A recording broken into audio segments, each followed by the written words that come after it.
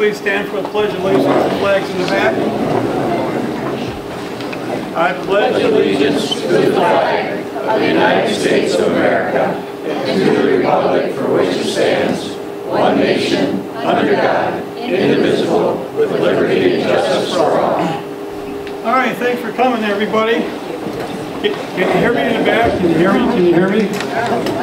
Okay, now you can hear me. Okay. We got 3 mics here we're all going to be sharing, so thanks for coming. It's always a pleasure coming over to the island, and appreciate everybody coming out. And we've been having a hot summer, but we got some rain and our grass is turning green for a change, huh? How about that? So, roll call, please. Joanne Shirkey. Here. John Horvath. Here. Sydney Valentine here. Artie Bryson. I'm here. Tom Kruger. Here. Tom Fetter. Here. Karen Straffen. Okay. First, we have 3 public hearings as to renew this. We have to do this every year to renew the special assessment villages. All 3 of them, there are no changes, but I'll entertain the motion to open up a public hearing special assessment for a police department. Make a motion to open the public hearing for the special assessment for the police department. Just grab that mic.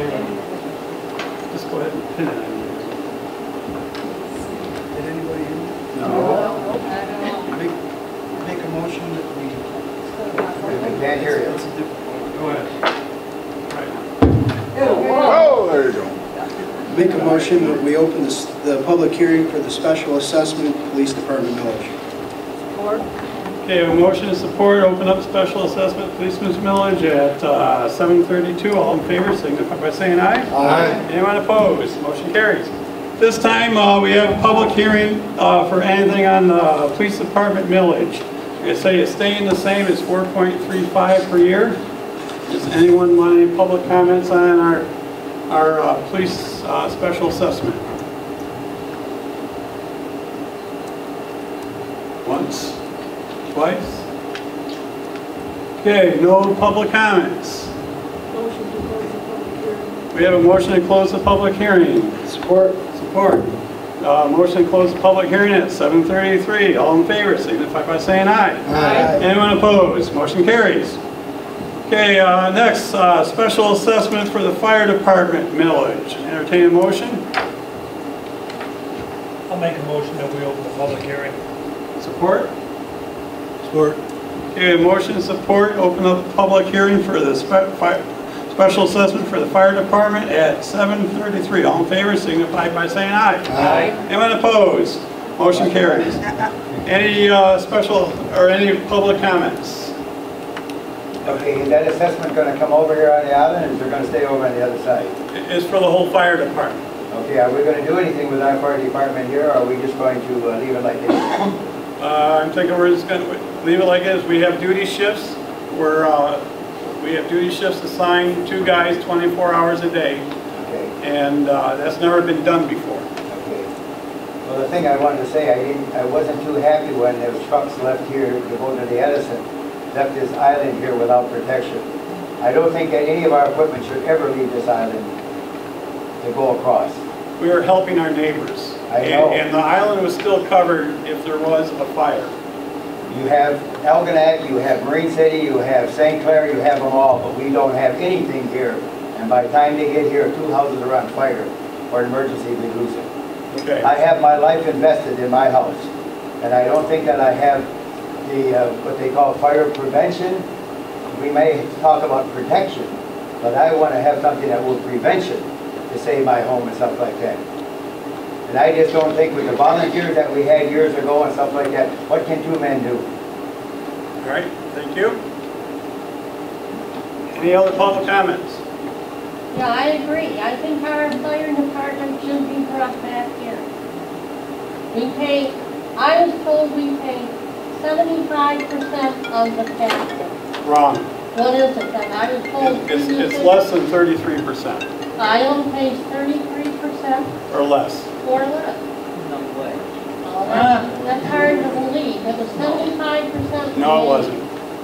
Any other comments? Oh, that was cut off. Well, I want to see that paper. I'll give it to you. Okay, good. All right? Yep. Okay. Mac, Is the fire village the same as this year? yes, it hasn't gone up. So we just have to renew it every year. Any other comments on the fire department millage? And actually, back in, before it was merged, the island was paying 2.25% mills, and now it's down 1.625. So, point of information. Yeah, I have a problem. Why do I see a fire truck at the San Souci bar for lunch? They're eating lunch. They're still on duty. So, but they get to take a fire truck, If there's a call, if there is a call. if they can grab it. This is common. So how do I know what they're drinking? How do I know what they're eating? But that's fine, but I don't want to see my tax dollars sitting in front of the San Souci bar. It just doesn't look right. You know what I'm talking about. You see a bar, okay, there's a fire truck, they're sitting at the bar. Oh yeah, what are they doing over there? They can order out, just like everybody They go to else. restaurants on the mainland too, but thank you. Yeah, they put the ferry gates too. I don't like seeing it. I don't like seeing fire truck in the bar. Any other comments right now for the millage? We're talking about the millage, not protocols and practices. Hearing none, I'll entertain a motion. Motion to close public hearing relating to special assessment. All right, we got a motion and support to close the public hearing at 7:37. All in favor, signify by saying aye. Aye. Anyone opposed? Okay, motion carries. Next, we have a special assessment for garbage, refuge, and curbside recycling, public hearing. Do we have any, prices are staying the same? Any public comments? Question. Oh, we gotta open it. I'm sorry, not yet, not yet.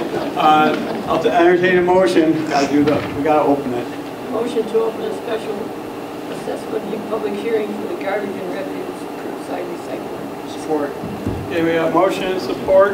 Open up the special hearing for the garbage special assessment at 7:38.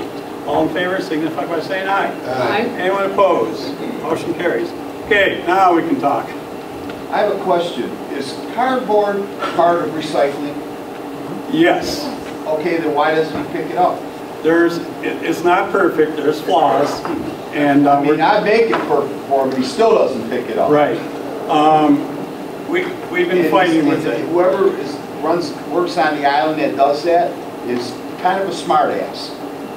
You gotta call, when there's a problem, call me. Well, I don't want to get anybody in trouble. I don't want anybody to lose their job. But the guy was kind of obstinate with me, and I didn't know what. So I just threw it all by the garbage can. Right.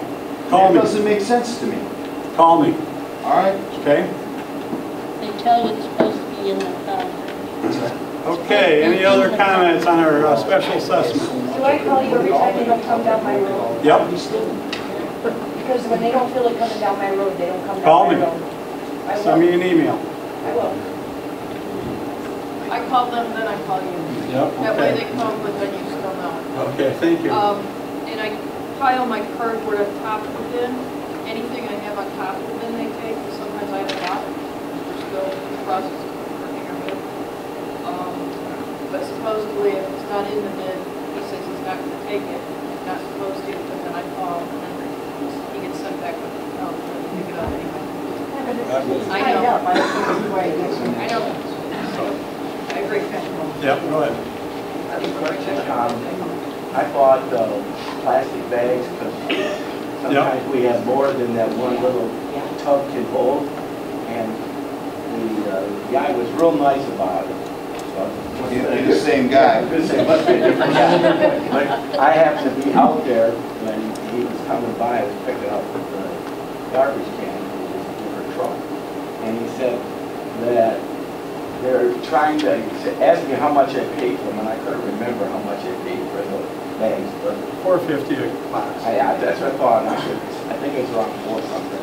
Anyways, he said we're trying to do away with them because they get stuck in the trash collector. Yeah, they can't though. Here. We gotta deal with them if they accept it here. Because I said, well, he said, well, you can use them all. I said, let you know we're trying to Right. get away with it. I just want to know if that was really true. Yeah.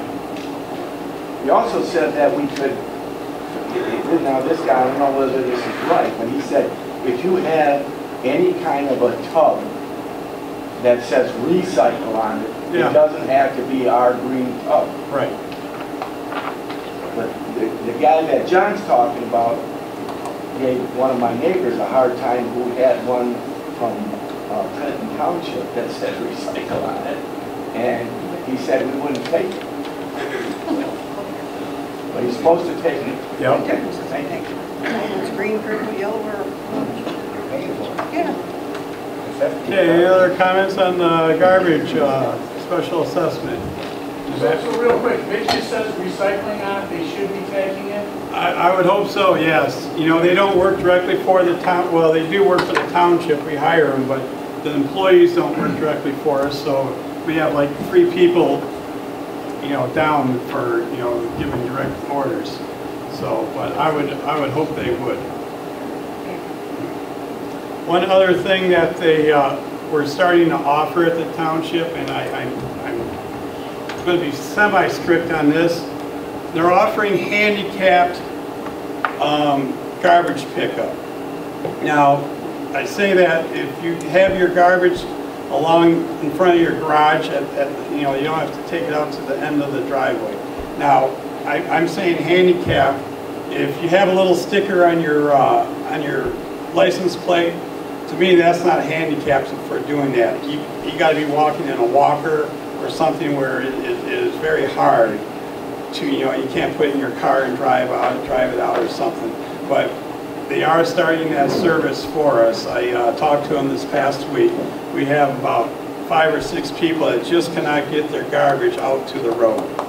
And if they are very, you know, have a very need for it, that's gonna help those people out. And I think that's a good service to have. So, okay, anybody, Pat, did you? I was just going to say on the alternate tubs, I used a tote about the same size, a plastic tote, and I wrote recycle only on it, and I haven't had a problem. No problem. Okay, good. We still have many available at the township. Yeah, yeah. They're not available. We got the tubs and the bags. So, all right. Any other public comments? Go ahead. I'm Trish. I'm sorry I missed the first part. We thought the meeting was over at the hall. Oh. So we walked across and went over there. But I've been keeping a log all year long on the trash pickup and recycle. And I called you numerous times. I called Tara numerous times. And the first thing out of the man's mouth is always, well, did you get it out on time? Or what did you put in the bucket? So I solved that by putting the stuff out the day before. Then they start picking it up the day before on the mainland on my other house.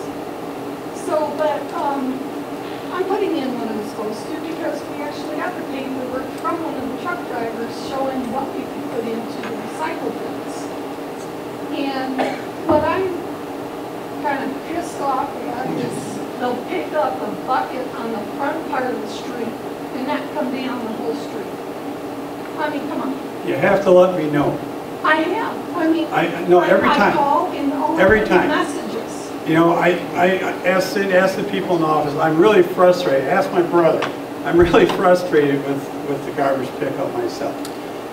But we're in a contract. I told him I'm this close to getting rid of them, and we'll buy our own garbage trucks. There you go. Yeah, we got a couple drivers.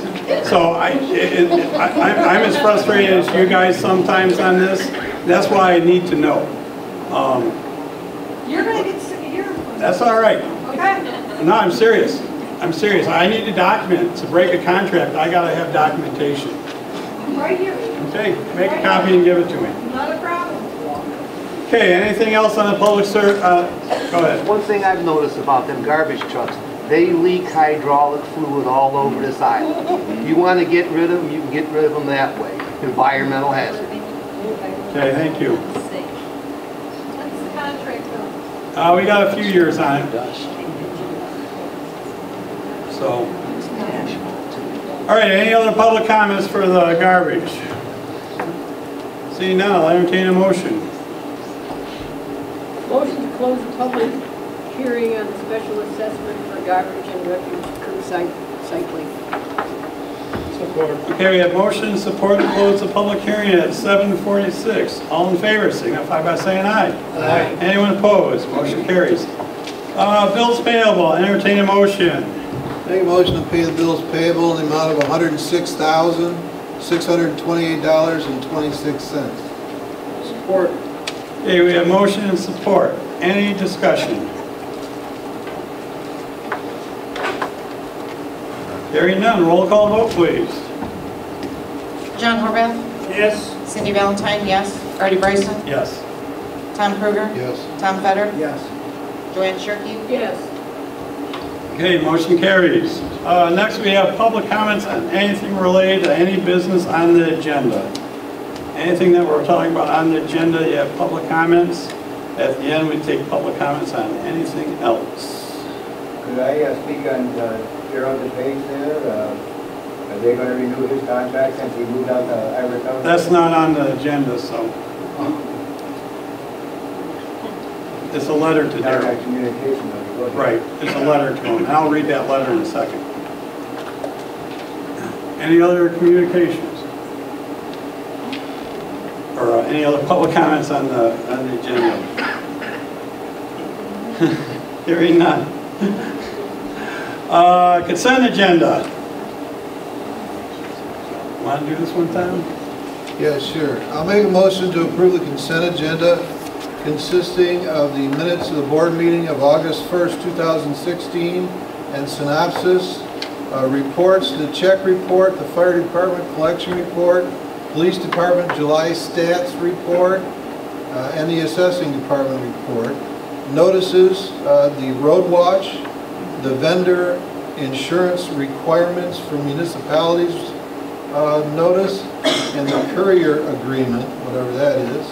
And communications, letter to Chief DePage, dangerous building hearing, road funding program outline, and a letter intent to retire Laura Petzel. Support. Okay, we have motion and support. I want to pull out, I just want to read a letter we received to Darrell DePage, August 1st. It starts out, "It will never happen to me. That's what I thought over 66 years of boating. I had my first little fishing boat with a 1.5 horsepower Evinrude when I was 7 years old. I've been boating ever since. Many different boats, outboards, inboards, singles, twins, big cruisers, 100-mile-an-hour plus, race boats, ski boats, everything in between. In all of that time, the boat ride started and ended with everyone being dry and safe. On Sunday, July 17th, on a slow cruise back from getting ice cream at Riverside Grocery, due to a part failure, in an instant everything changed. 11 of us were suddenly in the water. All the kids and non-swimmers had their life jackets on. I always kept some loose life jackets and throwables in the boat and thought in an emergency they would be there in a few seconds to grab them. Not so. Luckily, some good Samaritans were nearby and helped the good swimmers who didn't have time to grab some in flotation and got them to shore. Most of the injuries were not too serious, but my son-in-law Rob had a very deep, serious cut on his bicep with dangerous bleeding. I had broken ribs and a shoulder, and my wife Judy was experiencing some chest pains.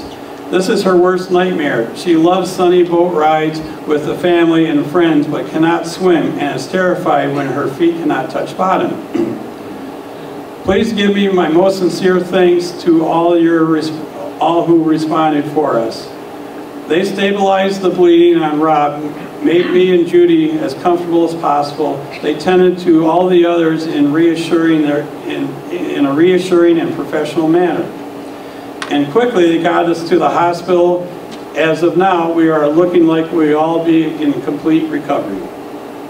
My dad kept the boat at Miller's Marina in St. Clair Shores from the time he was 9 years old and all through my teen years. Many weekend afternoons, our family would all get in the boat and go to the Idle Hour for dinner, or anchor and swim around Strawberry Island. More recently, we have had a cottage on Harson's Island since 2002.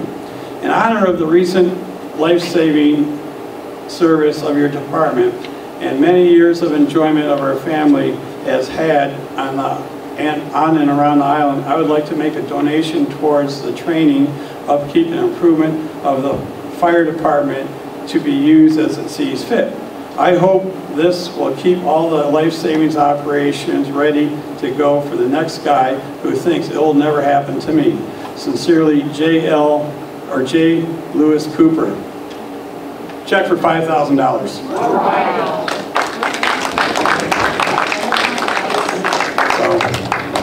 I wanted to read that, pull that out of the consent agenda. Anything else? Everyone else go with the consent agenda? Okay. We have motion support. All in favor of the consent agenda signify by saying aye. Aye. Anyone opposed? Motion carries. All right. Highlight of the day, our supervisor's report. Our assessing department, we had an audit on our AMAR, it's called an AMAR audit, where they assess what kind of jobs that our assessing department did. This is going through the whole county and the state did it.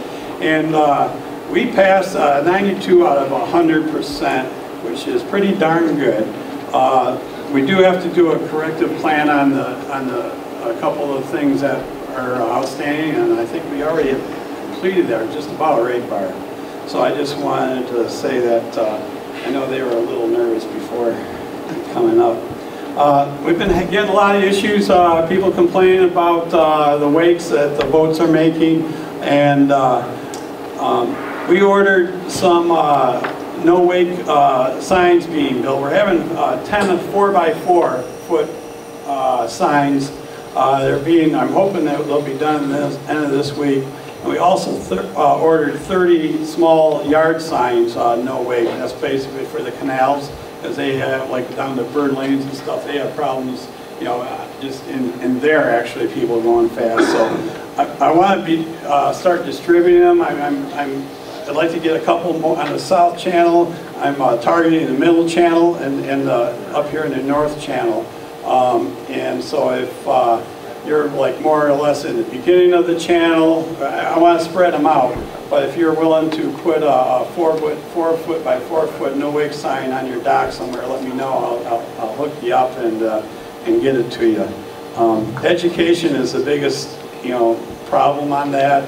We are in the process of trying to get DNR permission for some no wake buoys out in the channel, and how the wheels turn slow. That probably won't happen until next year, but I'm working on it now. So we'll have some additional buoys for next year. Just want to let everyone know we had a DDA meeting last week, and they're purchasing a flagpole for our police station, which is cool. They think they should have their own flag. And also, they bought a bunch of wristbands to hand out. Police lives matter, and I think we got about 300 of those. So the Macomb and the Marine City drains are having work done. In fact, the Drain Commission is going to let the contracts out tomorrow. And I just want to let people know that there's a lot of work going on in those two drains going forward. And our DDA is going to install a new fence on the north channel property that they bought across from Johnny Ligas, putting a fence between Gabriel Marine and that property, and also along the neighbors on the upstream side. They were looking at a bathroom and supporting of the pier, but to build a bathroom, you're talking about 40 grand, and you got to upkeep it and everything. But we're just going to keep a nice handicapped porta-john over by that by the pier, and hopefully that will work out fine. It'll be a lot cheaper than, what we pay for a porta-john for a month. We couldn't pay to maintain a bathroom, let alone build one. There's been a lot going on with our Parks and Rec area.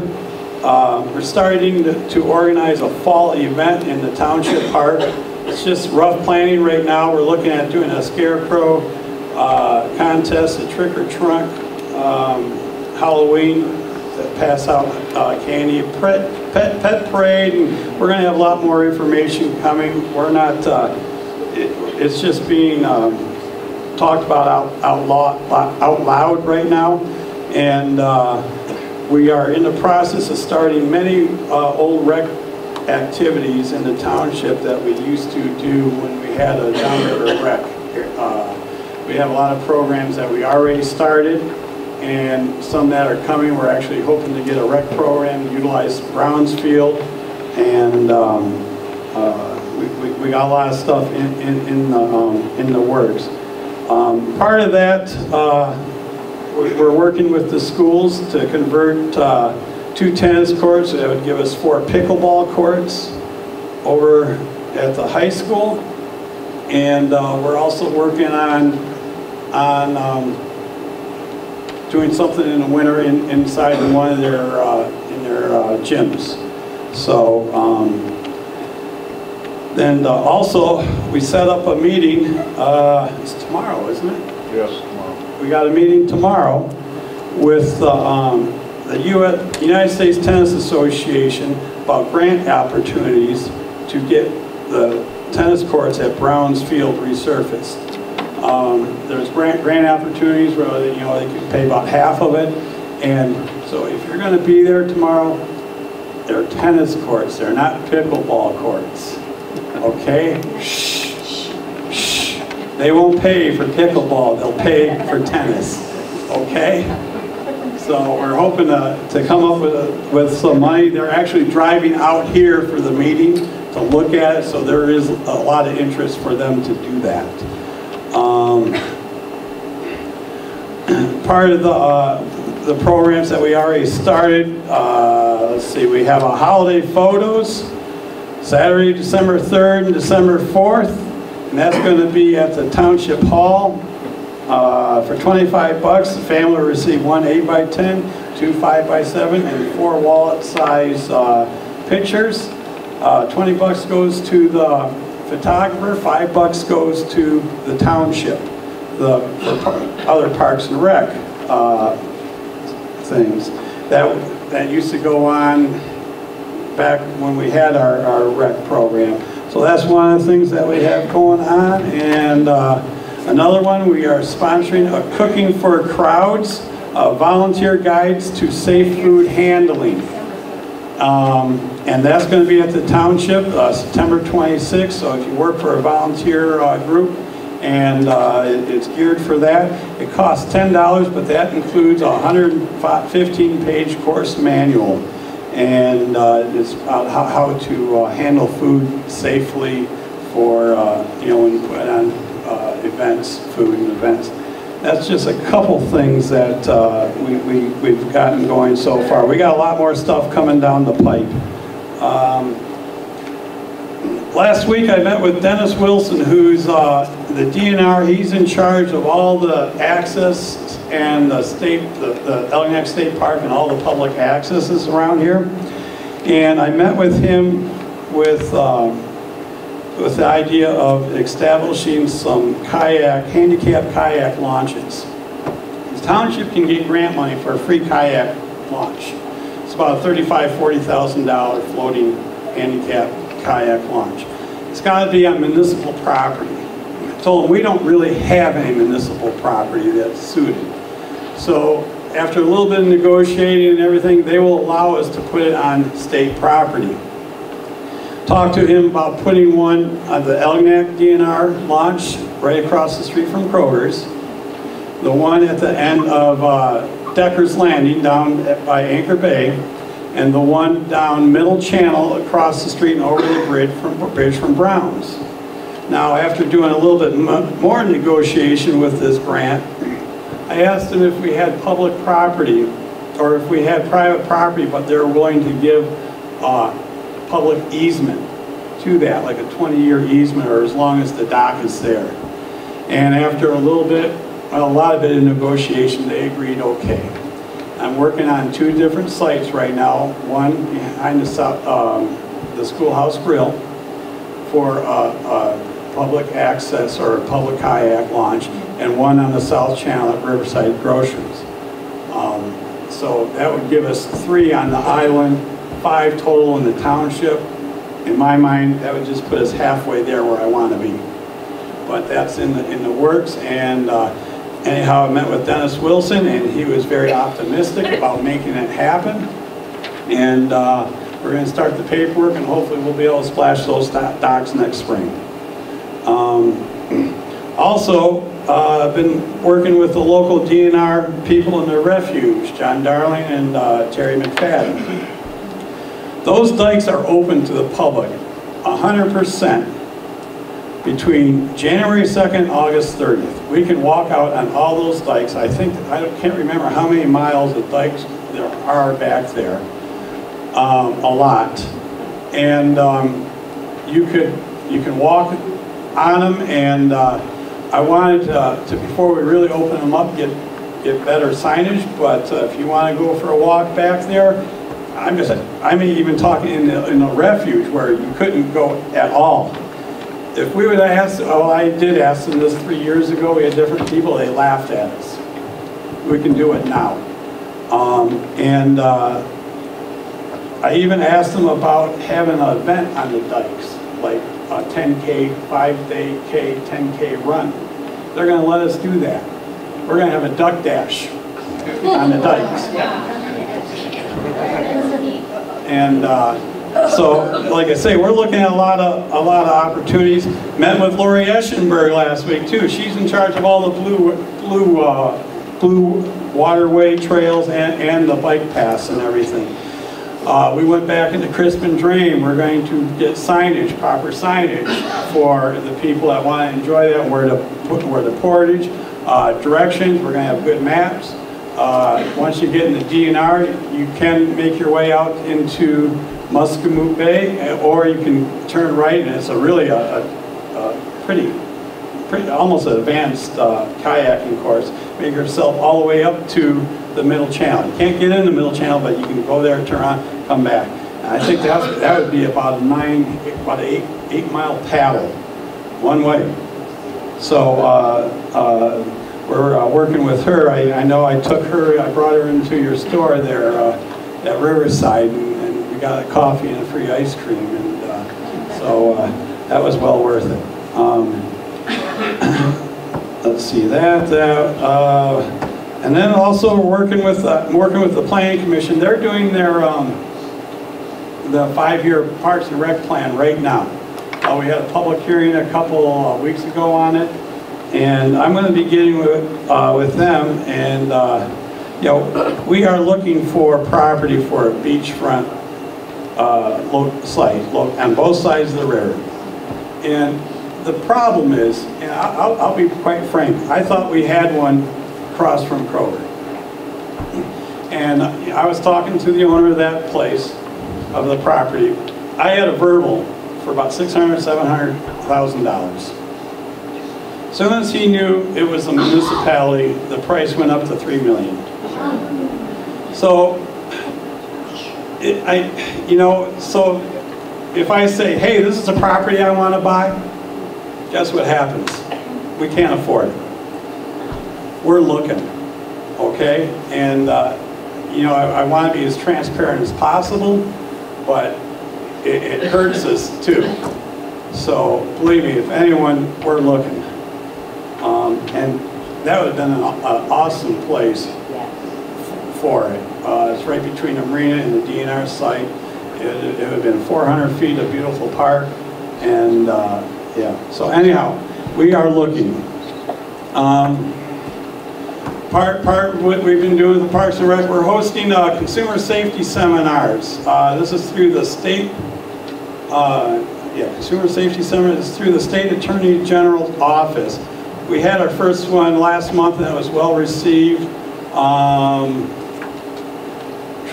August 17th, 2 days, we're doing how to protect yourself from identity theft.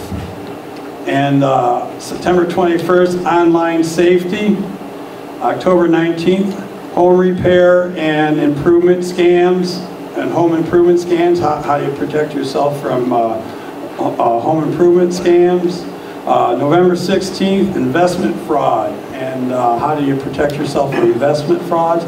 January 18th, in-home care and senior residence scams, and how to protect yourself from those. They're free, and the people that presented is through the, like I say, the Michigan Attorney's, State Attorney's Office, and they do an excellent job. The people that went to, it was online, phone and online scams was last month, and it went very well. Last week we had, well, it was actually 2 weeks now, the Browns Field Day. It was a good day. I visited there, and thanks for all the volunteers that were there and put that on. Also, the Elginak Clay Historical Society, they did their vendor shows in Clay Township Park. That was very well received, and that was also a success. This last Wednesday, the Downriver Community Services did their health fair at the Downriver, at their office on the corner. Our fire, I want to mention this, our fire department was there. We have a kid safety trailer, and they were running kids through there, and it was very good. They put these kids up there, I mean, from 3 years old to 13, 14 year olds, and they have like a stove there, and they teach the little kids how not, you know, if they see a pot handle, not to dump the hot water on them, all kinds of stuff for not to get burned from the stove. They have a thing, oh, the buzzer just went off, the cookies are ready. Are you going to go pull the cookies out? Mom's outside in the garden. You know, they want their cookies. No, we're going to go get Mom and pull it out. And then, okay, you have a problem. They have a phone. We've taught them how to call 911. And, you know, each kid, they call 911, give them your address, your name, and what the emergency is. And, you know, so they're real comfortable about calling 911. And this stuff is so important. Then we take them in the other half. It's like a bedroom. They're sleeping. They're all laying down. We pump smoke into it. And we teach them what to do and how to get out of that house safely. And I don't think you can get a price on this. Talk about fire prevention and saving lives. Education is where it's at. And it's a great program. I don't know if we actually got a count on how many kids we went through this, but I mean, it was very special. Let's see, we had raft off this last Saturday. I think we had 4 arrests from it. 2 though were from existing warrants that they had. They were really non-related to the raft off. And then also last week we had that big fire at DTE. We responded with a tower truck and the fireboat. And good thing we had the fireboat out there, because during one section we had, there was actually 3 sections they were fighting the fire from, and in the middle section they were pulling the water out of the hydrant. And what the problem was, they couldn't enter because it was taking DTE a long time to de-energize, turn the electricity off in this big turbine. And by the time they did that, all the pumps that supplied the water to the hydrant were turned off, so they didn't have any water. So our fireboat actually supplied that whole middle section, all the trucks in the middle section, with water. They pumped it from our fireboat to the trucks, from the trucks to the water, to the fire. So that worked out very well. Upcoming events, we have Farmers Market every Wednesday. It's actually starting now at 12. The vendors got together, they asked me if they could start at noon to 5. Great corn. I'm just going to plug the local farmers. If you're not eating corn right now, you're nuts. Because it's awesome. I've been living off of corn and BLTs. Tomatoes are great and the cucumbers are great. So I don't care if you buy at Beelan's there or wherever. You know, get some corn. Music in the Park. This Thursday we have Mystic Six coming. And then August 25th, the last one is Gasoline Gypsies. That one we start at 6:30 because we run out of daylight, and Mosquito 30 comes early. Turkey shoots Labor Day weekend. And then I already mentioned September 26th, we have that Cooking for Crowds, volunteer guides to safe food handling. Thank you very much. It was a long one, but it was worth it. Yeah, oh yeah, that's right. The Bluegrass at the Schoolhouse Grills is Saturday too. So, all right. Where'd my agenda go? Here it is. Yeah. Yeah, what is it? Am I to understand that you're making the new channel all the no-wake? No, I'm not making it. We're not changing any of the no-wake laws. How it is now, most of the middle channel from Browns up to the head, it's the 200, 600 foot rule.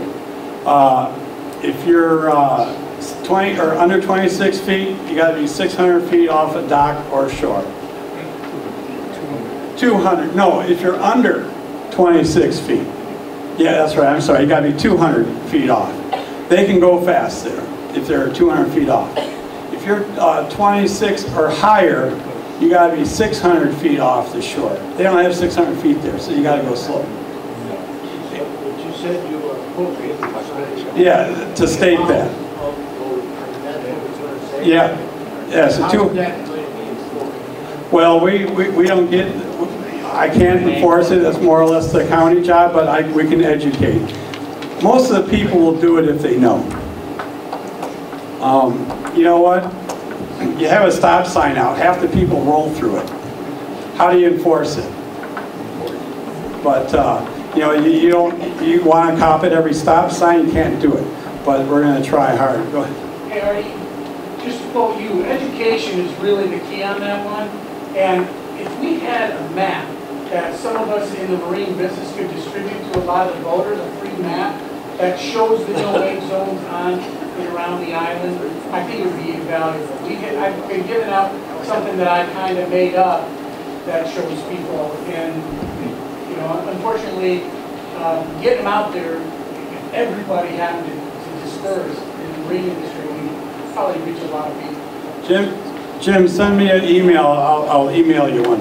Okay, cool, thanks. Yeah. I think the ABYA has such a map. Yeah, we got some maps. All right, wrapping things up. We don't have anything on unfinished business. We must have finished everything off last week, or last meeting. New business. Communication is just to inform everybody that there's a project that the DNR is doing up at the Elginak State Park. I wanted to let my board know what it is, but in a nutshell, I wrote a letter of support at the Elginak State Park. You know, there's pretty good fishing along the shore there, and they're seeking grant to do a boardwalk along the parallel to M29 along the road. And I'm not sure it's going to be like 10, 12 foot wide, over the rocks, on top of the rocks. And so it would be, you know, a nice boardwalk to fish off of.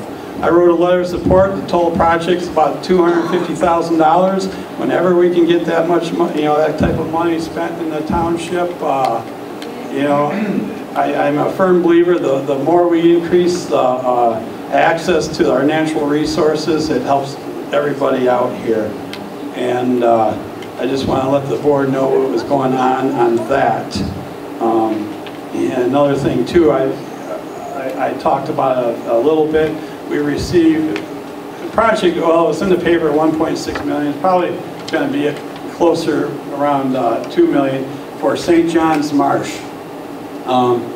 They're going to do a lot of dredging and diking at the marsh, so they'll actually be able to regulate the water and put in some pumps, so they'll be able to regulate the water levels in the marsh. That, believe it or not, that is the best way to control phragmites. You can drown them, and they'll cut them, and they won't come back. And that's what they do out in the DNR now. And so they're going to be do that. You know, on the Dyke Road where the monument is, that's going to be a parking area there, another access, and there'll be a boat ramp on the inside of the dike and on the outside of the dike. So you can put in the canal and scoot under the bridge and out to Anchor Bay. Or you can go on the inside. They're going to be promoting hunting and fishing in there, just like they do here. And then they're going to tie the trail in the old Cheers restaurant across the street. There's a boardwalk that goes out, and then they're going to go straight across with the boardwalk there to so you got a nice loop to do a nice walk. Like I say, That is the #1 priority project in the state of Michigan for the DNR. And it's funded with the helps of DU, Pheasants for Tomorrow, Water Life USA, Clay Township. We're going to kick in 10 grand. If we can kick in 10 grand to get $2 million worth of investment, it's well worth we get a good return on investment. I hope you agree with me. And that's going on too. So I just want to mention that what's going on with the DNR program there. So that's #1. 2, Water Department, bond payment structure review. I wanted to just let the board know what we have left. This is the bond that paid for the upgrade of the Elginak water plant and our payments. We have 16, 17, 18, and 19. October 19th, that bond will be paid off. And right now we still owe $1.2 million on it. And my thinking, I express it to the people or the board a little bit. My thinking, once we get this paid off, we have a really only 1 weak link in our whole water infrastructure. The water main from Nook Road, and it goes down past Ligas, and it goes in the front of the houses to Willow Court, is older than 80 years old, probably 85, 86 years old. We want to replace that. And I'm not sure, I'm getting estimates right now. I'm ballparking about a $4 million project. At the same time, when we do this, I want to, it makes sense to do it, I want to put a second water line under the river to feed Harson's Island with a second water line. And we tie that project in together. And I don't think, I'm going to wait till 2019 because we wouldn't have to have a special water debt payment. We just keep it going and get that project done. And because that is a weak link in our water system, and it would improve our infrastructure immensely. So I just want to let the board know on that. The only other thing, eventually we may have to put in a water tower at some point in time. Okay, I want to do a discussion on the board, give me some direction. As you remember, it makes sense for us to put bids out in November and December for road work, and we cited two larger projects. The St. John's Drive asphalt overlay of 1 inch. The total cost would be $94,000, and that includes $10,000 prep. It doesn't make sense to, you want to go and fix all the bumps and everything before you just put makeup over on top of it. And I am confident we can get a grant that will pay for half of that, so the cost of the township would be, what, $42,000 for that project. Then there's the Merrill subdivision, that's down by Sassy Marine. To recap all of those, that would be a 3/4, it's called a ultra thin overlay. And to do all those roads down there, the total cost would be estimated at $135,000. And that also includes some prep work. If we did that, we'd be able to get $50,000 of road match, so the cost of the township would be $85,000. I myself, I don't know, chime in guys, I myself, that it would affect a lot more homes to do the Colony Isle subdivision, that's what it's called. So do you guys have any preference, or, I got to do paperwork to get the grant money and everything going, so. I'm good. Are you? I mean, I want to do the Colony Isles. That bridge is going to be replaced this winter or spring. And just to let everybody know, the bridge that goes across to Sassy Marine, it's got to be replaced. It's about an $850,000 project. When I first found out, I about died. But we got federal grants that's gonna pay up to, or all but $38,000. And then we actually got another state grant for that. The cost of the township is about $3,800. We got grants. And the following year, we're going to have to do the Flamingo Bridge. And that's about $1 million project, I know. And we got the same grants in line for that and approved. And the cost to the township for that bridge will be $4,000.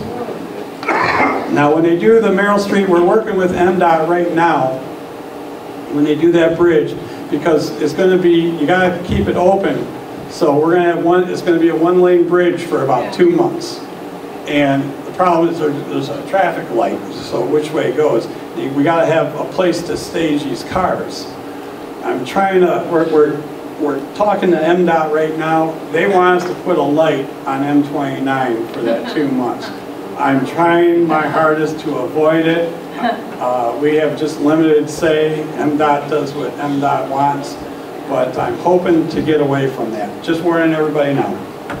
So I'll go ahead and work on the Colony Isles project.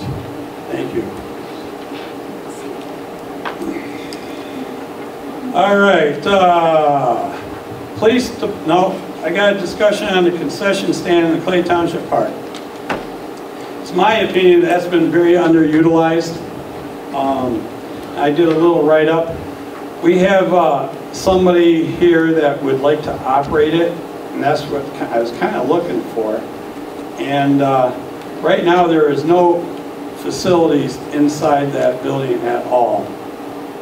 And this is very, very over budgeted, but I kind of estimated, I bet we could do it for about $7 grand, but I put 10 grand.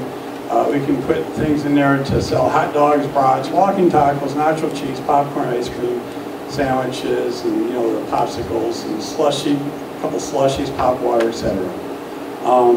We'd have to get some equipment to do that, and I did mention it to the DDA. They seem very receptive of it. We didn't make an agenda item yet, but what do you guys think of splitting it with the DDA half and half as far as putting equipment in that? And part of it,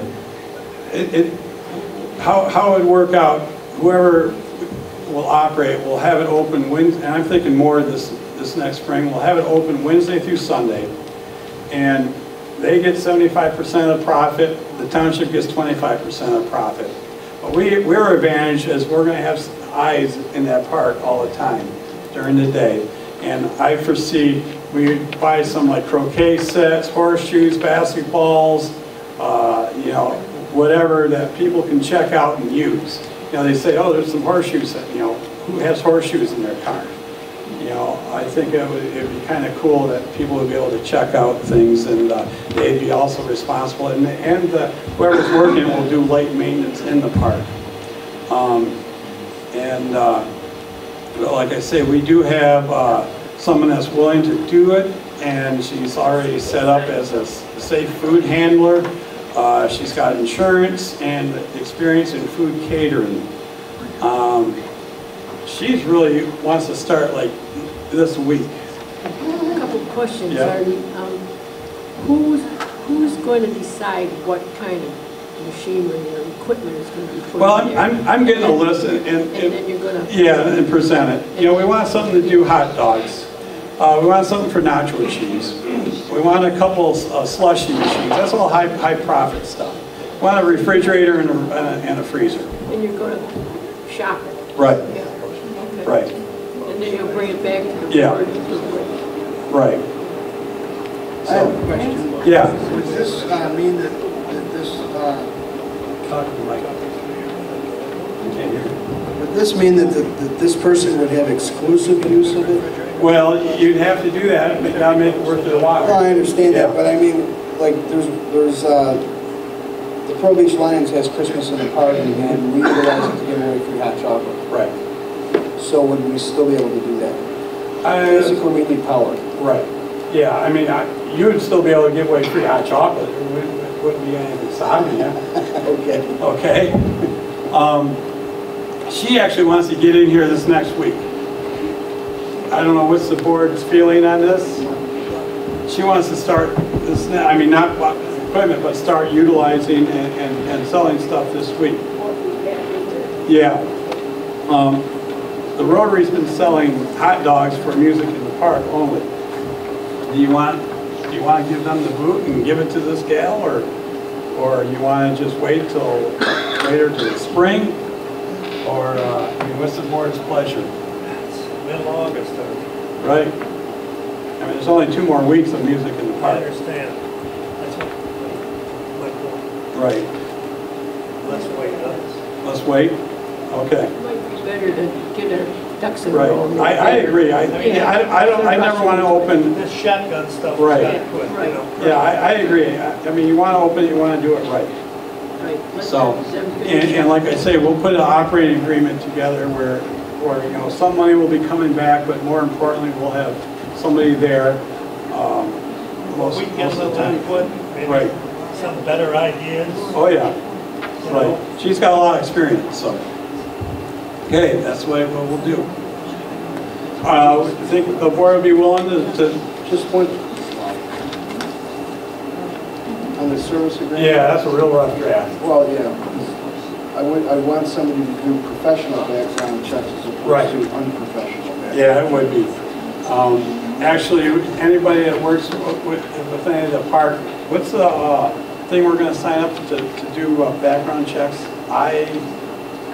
iChat. We're going to do iChat. So. Make sure that they're insured and, Right. Background checks.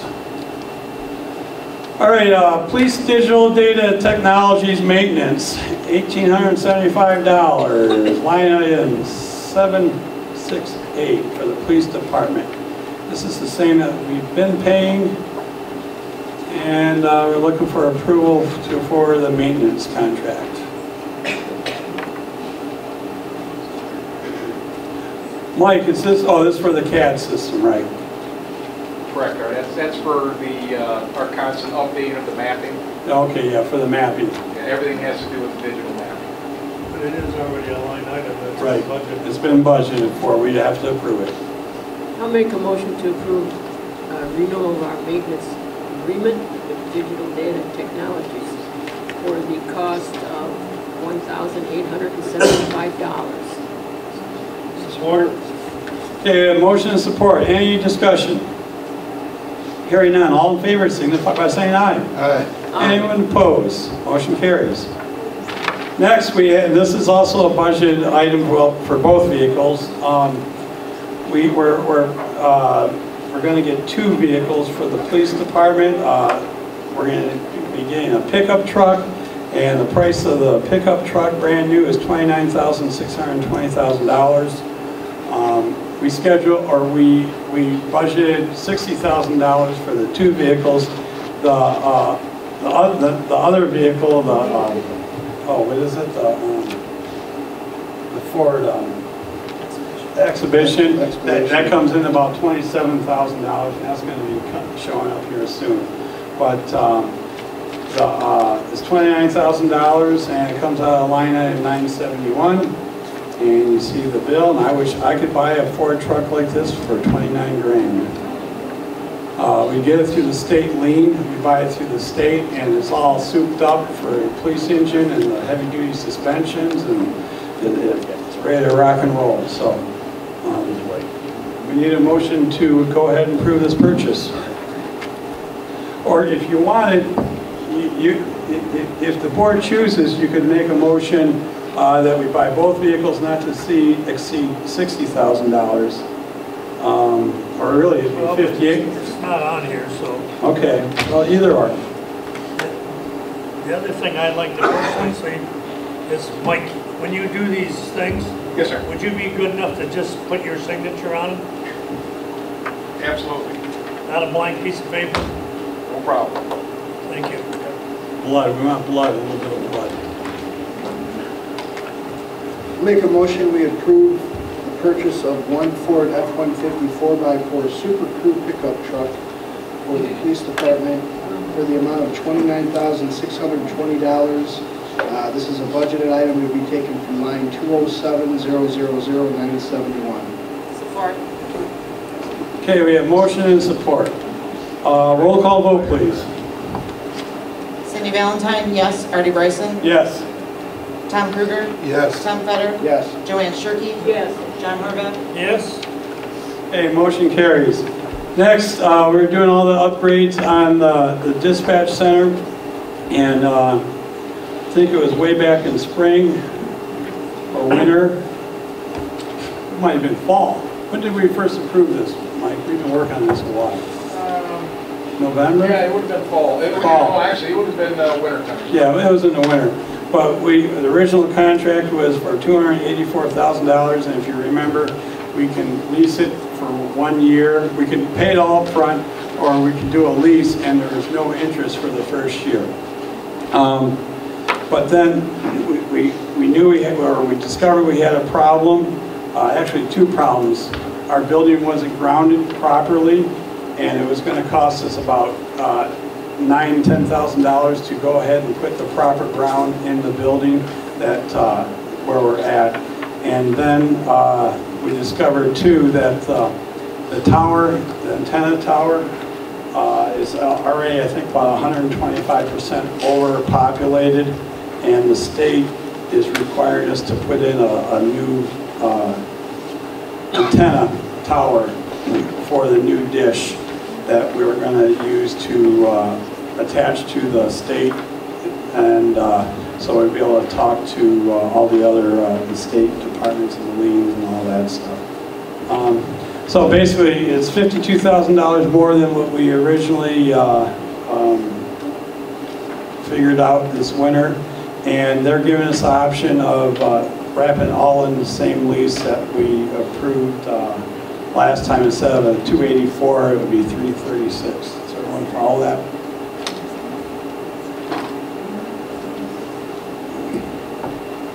Previously approved the ground. What? Didn't we previously approve the grounding? Right, part? we did, but it wasn't wrapped up in this contract in the lease. But that's part of this 52. Right. Yeah, that's part of the 52. The tower is what, about 40 grand, Mike? Correct. Yeah. And basically, what it boiled down to is once we got into this, our current tower supports regular RF frequency antennas. With this new system, it uses what they call microwave dishes. And microwave dish pretty much works like a satellite dish. So with that, if you get any sway or bend, it loses signal. And if that happens, the state alarms go off back and forth at the state, indicating this. So what the state's saying to us is they can't go through that with the sway of our tower, setting off alarms, bells and whistles all the time. With that being said, we weren't sure if we were going to have this problem, but we did have an issue here about a year and a half ago where basically our antenna snapped in half at the top, having to replace half of the tower. So it didn't really surprise us a lot when this came in, once they explained it to us, but this is going to be an infrastructure that we should never have to replace again. Unfortunately, it's a pretty large cost, but it's something that we can't get away from, unfortunately.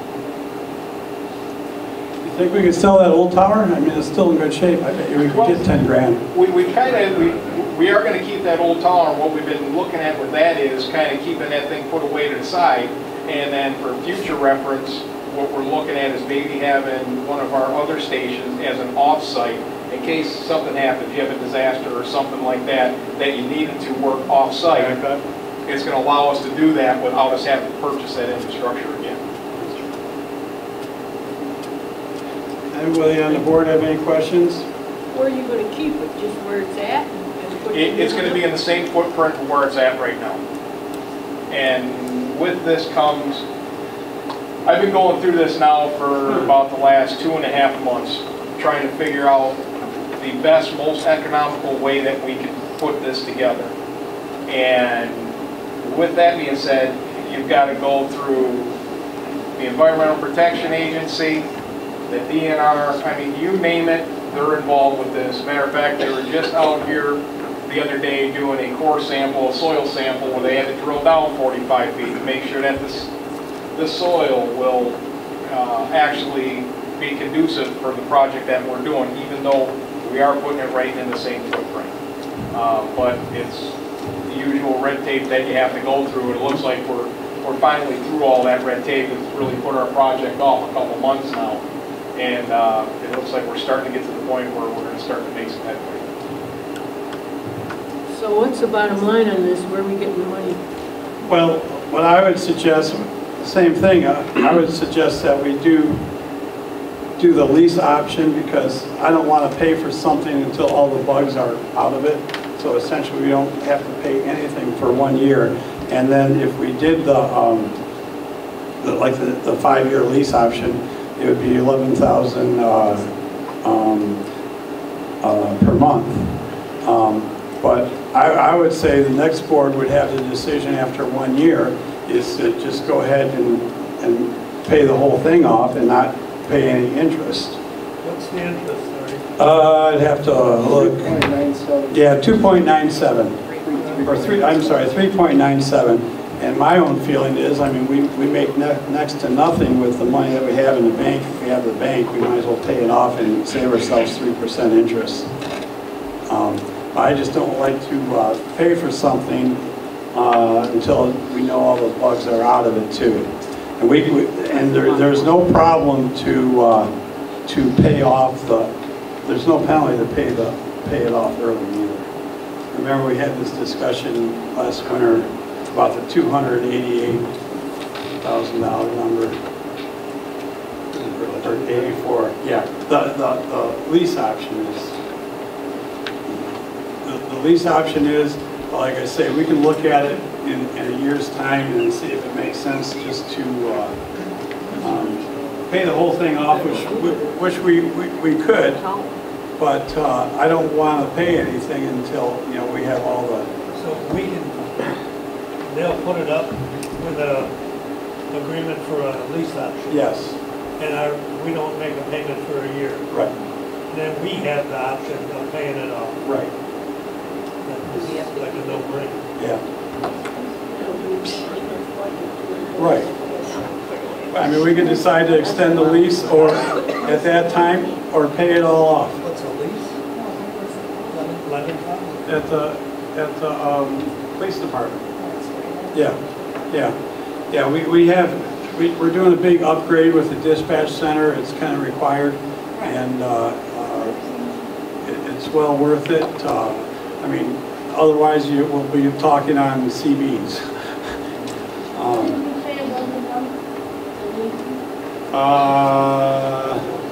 11,800.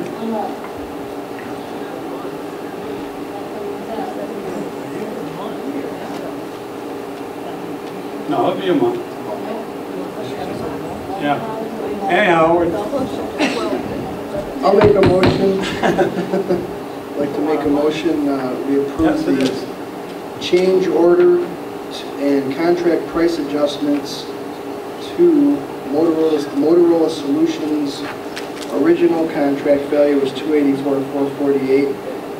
The change order is for $52,475, and the new contract value will be $336,923. We have support. Any discussion on this? I would just like to add that the county dispatch center is basically going through the same thing, and they're looking at about $750,000. That's not just the price for the tower, folks. That's our whole new concept. Yeah. Basically. Right, and this is going to support our whole structure. Basically, what we have right now is what they call end of life. So what happens is they won't warranty what we have anymore. And if it needs repair, chances could be that we're not going to be able to find the parts to repair it because of the age of our system that we have right now. With this, they're assuring me that we shouldn't have to look at something like this again for at least another 15 years. With this, also, these are monies and these are funds that we receive through 911 funds that can only be used for projects like this. So these are, we waited as long as we could to try to build these funds up in order to do this project, but we finally got to the point that we need to do something now because we started having some issues. And let's face it, that's our lifeline right there. We need to make sure that there's no bugs there and that we're up and running 100%. Because that is the lifeline between all of our citizens and any of the public safety services that we provide between police and fire and EMS.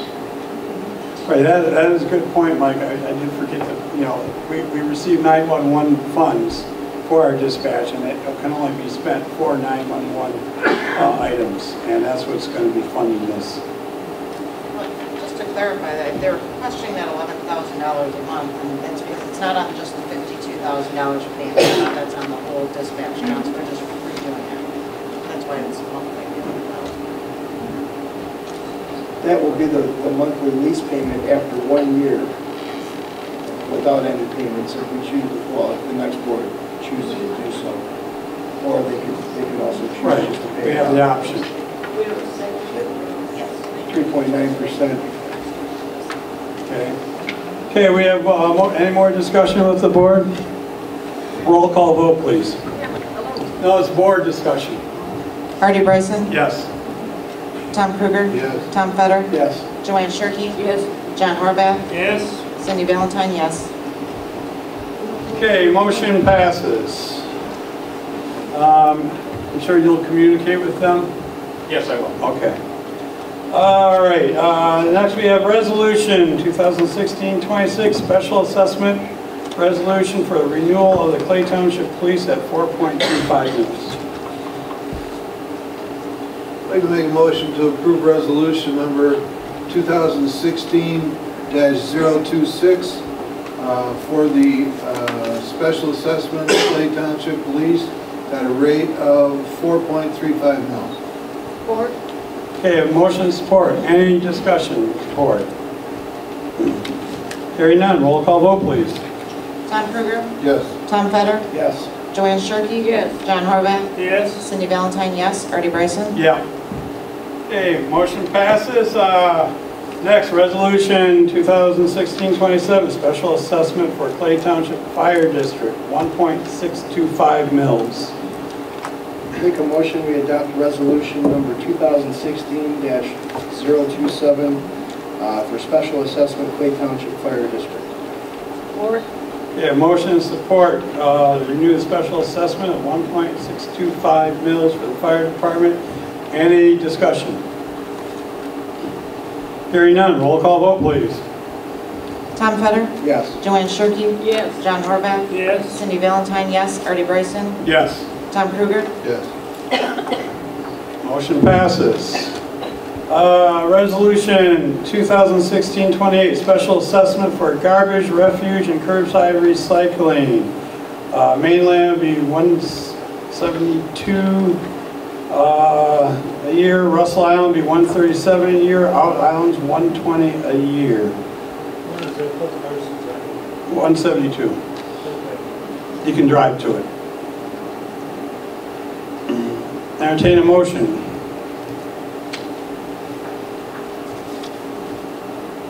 I'll make the motion to approve resolution number 2016-028 for the special assessment for garbage, refuge, and curbside recycling. Mainland, $172. Russell Island, $137, and the out islands, $120. Okay, a motion and, oh, do we have a second? Support. Support, okay. Any discussion? I just want to mention that the difference is out islands, we charge $120 because quite frankly, if we raise them any more, I think they could take it to the tax tribunal and win because they have to haul their garbage to one of the 7 dumpsters that we have sporadically located throughout the whole township.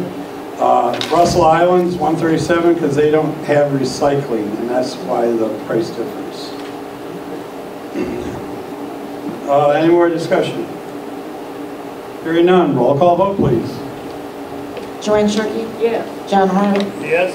Cindy Valentine, yes. Artie Bryson? Yes. Tom Kruger? Yes. Tom Fetter? Yes. Okay, motion passes. All right, where are we here? Resolution 2016-31, loan payoff special assessment on the Fraser Boulevard water. I'm recommending that we pay this loan off. We have the money to do that. The payoff on it is $54,000, and it will save us about $10,500 in interest by paying it off early. And I don't know if we've actually retired a lot of debt in the township the past few years and restructured a lot of debt. We paid off some property last year, saving us quite a bit of interest, and we actually did a bond restructuring on our water. Actually affected the island quite a bit. The bond to pay for the water on the island wasn't really set up correctly, and if we didn't do any corrective actions, we would have probably, between the bond for the water on the island and the water for going out on the back roads and on the mainland, we would have probably been about $1 million underwater. We were paying between 5% and 7% interest on these bonds. And what we basically did is we did a refi, like you refi your house on a mortgage. And we were able to do that and restructure it. And it saved us about that much money, so we'll be up to snuff. If we did nothing, we'd have been $1 million in the hole in about 7 years. We were very lucky because the financial strength of the township, we actually sold these bonds. We were hoping to get about 2.25% interest when we sold these bonds on the open market. We actually sold them for 1.87% interest. So it saved us a ton of money. And then we reduced some debt on property purchase last year, and this is the last thing that we could even find that would save us some interest. So I'd like to make a motion, we do this resolution. Make a motion, we adopt resolution 2016-31, ending loan payoff for special assessment Fraser Boulevard, Parsons Island, at the North Star Bank. Support. Okay, a motion and support. Any more discussion? Hearing none, roll call vote, please. John Horvath? Yes. Cindy Valentine, yes. Artie Bryson? Yes. Tom Kruger? Yes. Tom Fetter? Yes. Joanne Shirkey? Yes. All right, last thing that we have is resolution 32, adoption of St. Clair County hazard mitigation plan. And like I said in my write-up, I have the plan on my desk. It's about 300 pages. FEMA requires the county to do this, and I gave you the executive summary on it. And they need, FEMA requires 100% buy-in from all municipalities, and that's what the county is asking us to do for their hazard mitigation plan. It's kind of interesting reading it. It shows where all the assets are for all the safety, fire department and stuff, and it goes into where warming centers are, tornado, if there's a tornado. I mean, it's pretty detailed, but we need to pass this so we can help the county out in their emergency management efforts. I'll make a motion to adopt resolution 2016-032, adoption of St. Clair County hazard mitigation plan. Support. Okay, a motion and support. Any discussion? Hearing none, roll call vote, please. Artie Bryson? Yes. Tom Kruger? Yes. Tom Fetter? Yes. Joanne Shirkey? Yes. John Horvath? Yes. Cindy Valentine, yes. Okay, motion passes. All right, next we open up for public comments. If we have any public comments for anything, hey, Joanne, you want to take on the mic if someone wants to talk? But I'm sure, do we have any public comments? Raise your hand. Okay. You want to take on the mic? Please. Yeah, we'll see. We're good. Or can you pick them up on, John, can you pick them up? All right, they go behind me. Okay. We'll do. You had to hold and read at the same time. My name is Kathy Harrison. I live at 301 Monroe Boulevard, Harson's Island. I started going to the beach on Orchid when I was 12, and my parents had a cottage there, and we were weekenders. In 1975, my husband and I purchased a house on Monroe, and I have been there year-round for 41 years. I have experienced both beaches. Anyone who has read The Next Door knows all the comments, suggestions, and what's legal and not legal with the two ends of the street. I have no problem with children or people walking, bike riding, or being dropped off to play in the sand or take a swim. My complaint is as follows. I have some neighbors on Orchid, which shouldn't be worrying about the Monroe Beach, along with neighbors who have moved in on Monroe for a few years. They have, in my opinion, and others follow, I think they have made the Monroe Beach their own. In the spring, they truck down numerous chairs, tables, umbrellas all stuck in the sand, and even a dock box, which has kids' toys in it. Not only does it look like an eyesore from the water view, but it stays there until September or October. One weekend, when I was down there, I wasn't down there, I rode around the block, the beach was completely out of control. There was more people and kids there than there was land. Also, that same weekend, there was at least 6 golf carts on the grass and the sand, motorbikes, 2 boats tied up along the shore, floaties left out overnight into the water. So I want to know what gives them the right to take control. As newbies, don't you think they would have sat back and watched until, don't you think they would have sat back and tested the waters before jumping right in? And where do all these people come from? Someone's spreading the news. Yes, the island has changed, and in this case, not for the better. Thank you. There is a court case, 1960 court case that addresses it specifically on Orchid, and I can, if you send me an email, I'll email that to you. And there's a letter on record from the County Road Commission back in the 90s addressing that same issue. All right, thanks. Any other public comments? You gotta pass the mic. Thank you, Kathy. You're welcome. You're welcome.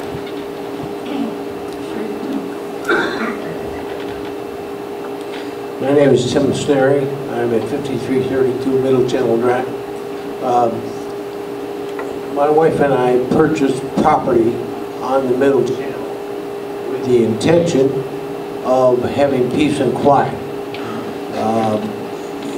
It has reached a point where there is no peace and quiet, particularly on the weekends. My big complaint is the noise that these high-powered boats make as they come up and down the river. And it has reached a point where they have these things called poker runs, and 30 or 40 boats will pull in to Brown's Bar to get their card, and then when they come out, it's like 45 minutes to an hour where you can't even talk in your front yard. And I would like to know if there is a noise ordinance, and if that noise ordinance applies to the water. We do have a noise ordinance, and it does apply to the water in a certain amount. Mike, do you want to comment on that? Already, I can get you the information on it, but there is a certain decibel. Right, I think it's 70 decibel. That they cannot exceed. I can get you the particulars on it, but it's definitely something that we could look at addressing. It's 70 decibels, if I remember right, but they go by either a footage or a yardage of what the decibels can be at max. Right, but the problem is we don't have, the township can't enforce on the water. So, but we were successful a couple, 3 weeks ago. Everybody knows the the guy called the Z-Man out in the bay. We did issue him a ticket, and it was upheld in the court. And he's actually working with us. Did anyone hear, was it very loud this past weekend for Rastoff? He's cooperating with us on that issue. And the ticket that we issued him, we issued it as a civil infraction, but we have the right to convert it to a misdemeanor. And in other words, we can convert it to that, and it will have teeth, where we can go up there and actually arrest him. And he knows we're not messing around out there. And I actually had a nice conversation with him out in the bay Saturday. And so that problem. But on his behalf too, there is another boat that's loud out there, out in the bay. As far as the loud offshore boats and stuff, I know Ira has the same problem. I talk to people up and down the river. It's really an enforcement issue, and we don't have jurisdiction out on the water. I think the way to hit it is to get the Coast Guard to start giving regulations as how these boats are built. It would help a lot if they require the exhaust to go in the water instead of straight out the back. Is there a way of enforcing that and making that happen? It's out of our jurisdiction, our realm of power. I happened to, with my wife and I happened to be at the court trial for Mr. Z, and we were told at that time that all the boats could qualify for noise abatement if they were below a certain decibel level. The problem is that the police department has nothing to measure the decibel level. Well, how our ordinance works too, if it's a nuisance. So, like I posted and told a few people, you need to call the police department. You need to take your phone out and record it. And if it's loud enough where it's a nuisance and we can take it to the judge and the judge says, yes, you're right, that is a nuisance, then we have some teeth. But don't we have to? So we have purchased a decibel meter. Right, we do have one. If we do have this issue again, we have purchased a decibel meter. So with that being said, if you do have this problem again, give us a call and we will come out and address it and record it. The problem we have is, okay, if those boats are 600 feet offshore, how do we identify that boat? The MC numbers are so small that at 600 feet offshore. That would be our job to do. We can only try. That's all we can do is try. By the time we call you and somebody gets out there, that boat is long gone. Okay, you give me a solution then. I'm looking. Okay, I don't know. Thank you. Hand the mic to... I won't need it. These are offshore boats, and they're running 5, 6, 7 abreast coming up that channel. And like Tim is saying, there is no peace on the weekend. It is the most miserable way in the world from morning to night, especially if they're going out to the islands and then they're coming back.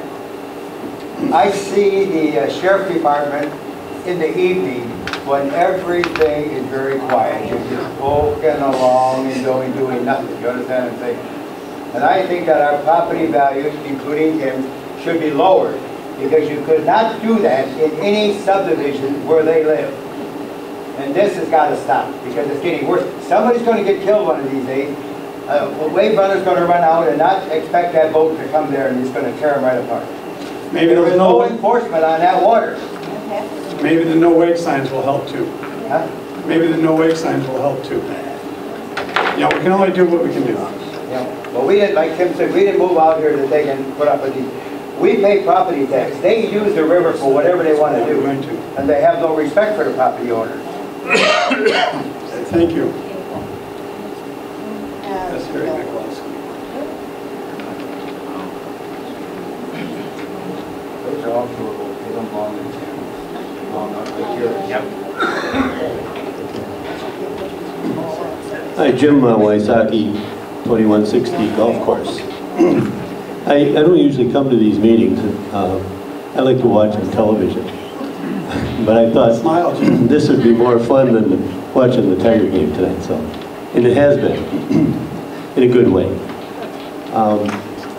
First of all, I want to commend the board, and particularly you, Artie, for all the work that you've done on these grants.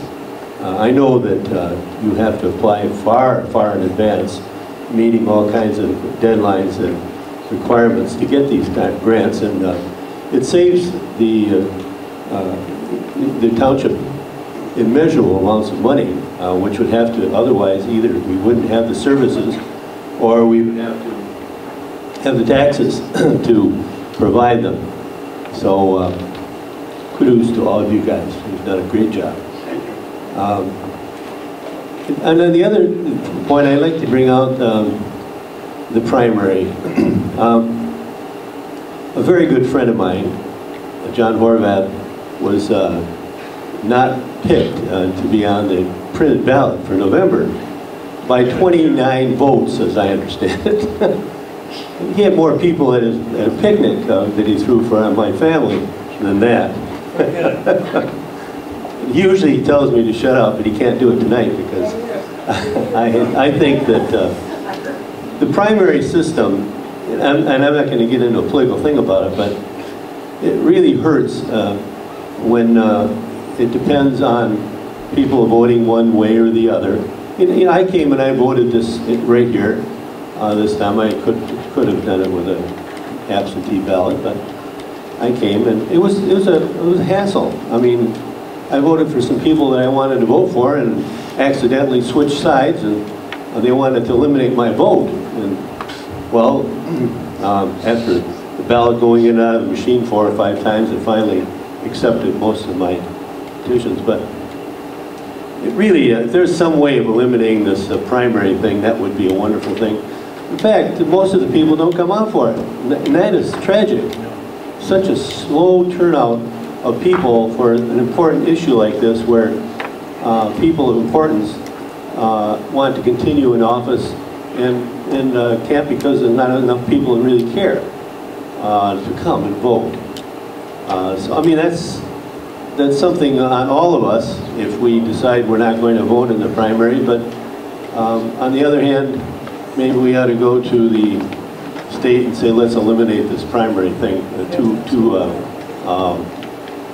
different offices, I mean 2 different parties. I don't think originally in our Constitution we had 2 parties. You nominated somebody for an office and then you voted on them. You didn't worry about they were in one part or the other. So if John doesn't put in for a write-in, I think all of us should write him in. If not, we should build a statue to this man. We can't do that here. I don't want to get rid of him. I know, but that's enough. Okay. All right. Anyway, thank you. I wanted to make this point, and I hope that all of us will see how important our vote is. All right. Thank you, Jim. In the back, Joanne.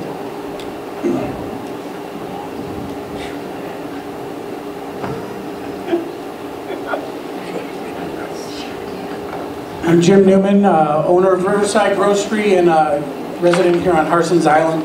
I wanted to say first off that I do appreciate the work that our law enforcement's done to curb the loud noise in the bay. I think they're doing a fantastic job.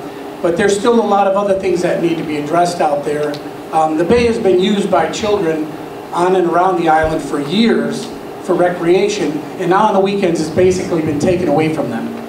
And it's been taken away from them for a variety of reasons. Number one, that I know of personally, is the way boaters are going in and out of there.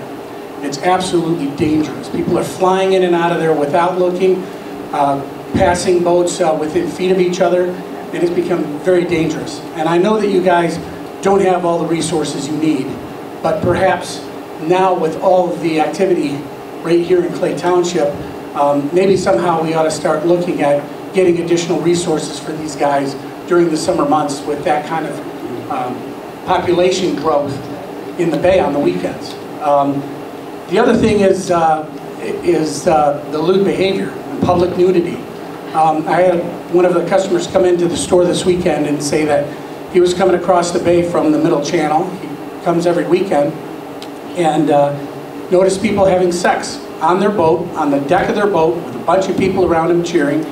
And, you know, we shouldn't have to put up with this. It's lewd behavior. It's public nudity. There's also public drinking. And I know there's ordinances against public drinking. I can't walk down the street drinking a beer. I know I'll get in trouble. So if there's any way possible that we can maybe collectively work on this and somehow get additional funding or whatever it takes to get these guys the resources that they need to address those situations in the Bay, I think we'd all be ahead of the game. I, for one, don't allow my kids to go into the Bay anymore. In fact, if you saw on the Facebook page for Jobby Nooner, their first rule was, do not bring your children to Muscatine Bay. And I think that is a crock. Children belong in Muscatine Bay. It's their bay. It's the safest place for them to go boating on the weekends, or kayaking, or canoeing, or, you know, just to go out and go swimming. And we really need to take the bay back. It's about time that we all rally together and give these guys some additional support. We can be their eyes and ears. We can write down MC numbers, and we can record them. I mean, these phones are powerful tools.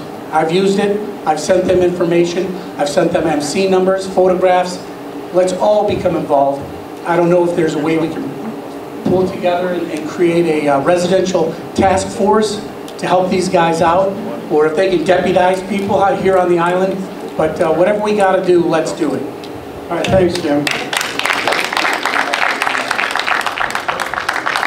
One thing that we are in the process of doing is trying to get more of our presence out on the water with our police force, and we're actually interviewing reserve officers who have marine experiences with the sheriff patrol, making them reserves for us. So we are in the process of doing that. It takes a while, probably next year, but we are in the process of staffing up and gearing up. So I'll let them use my boat if they need another boat. okay. Any other public comments? Hang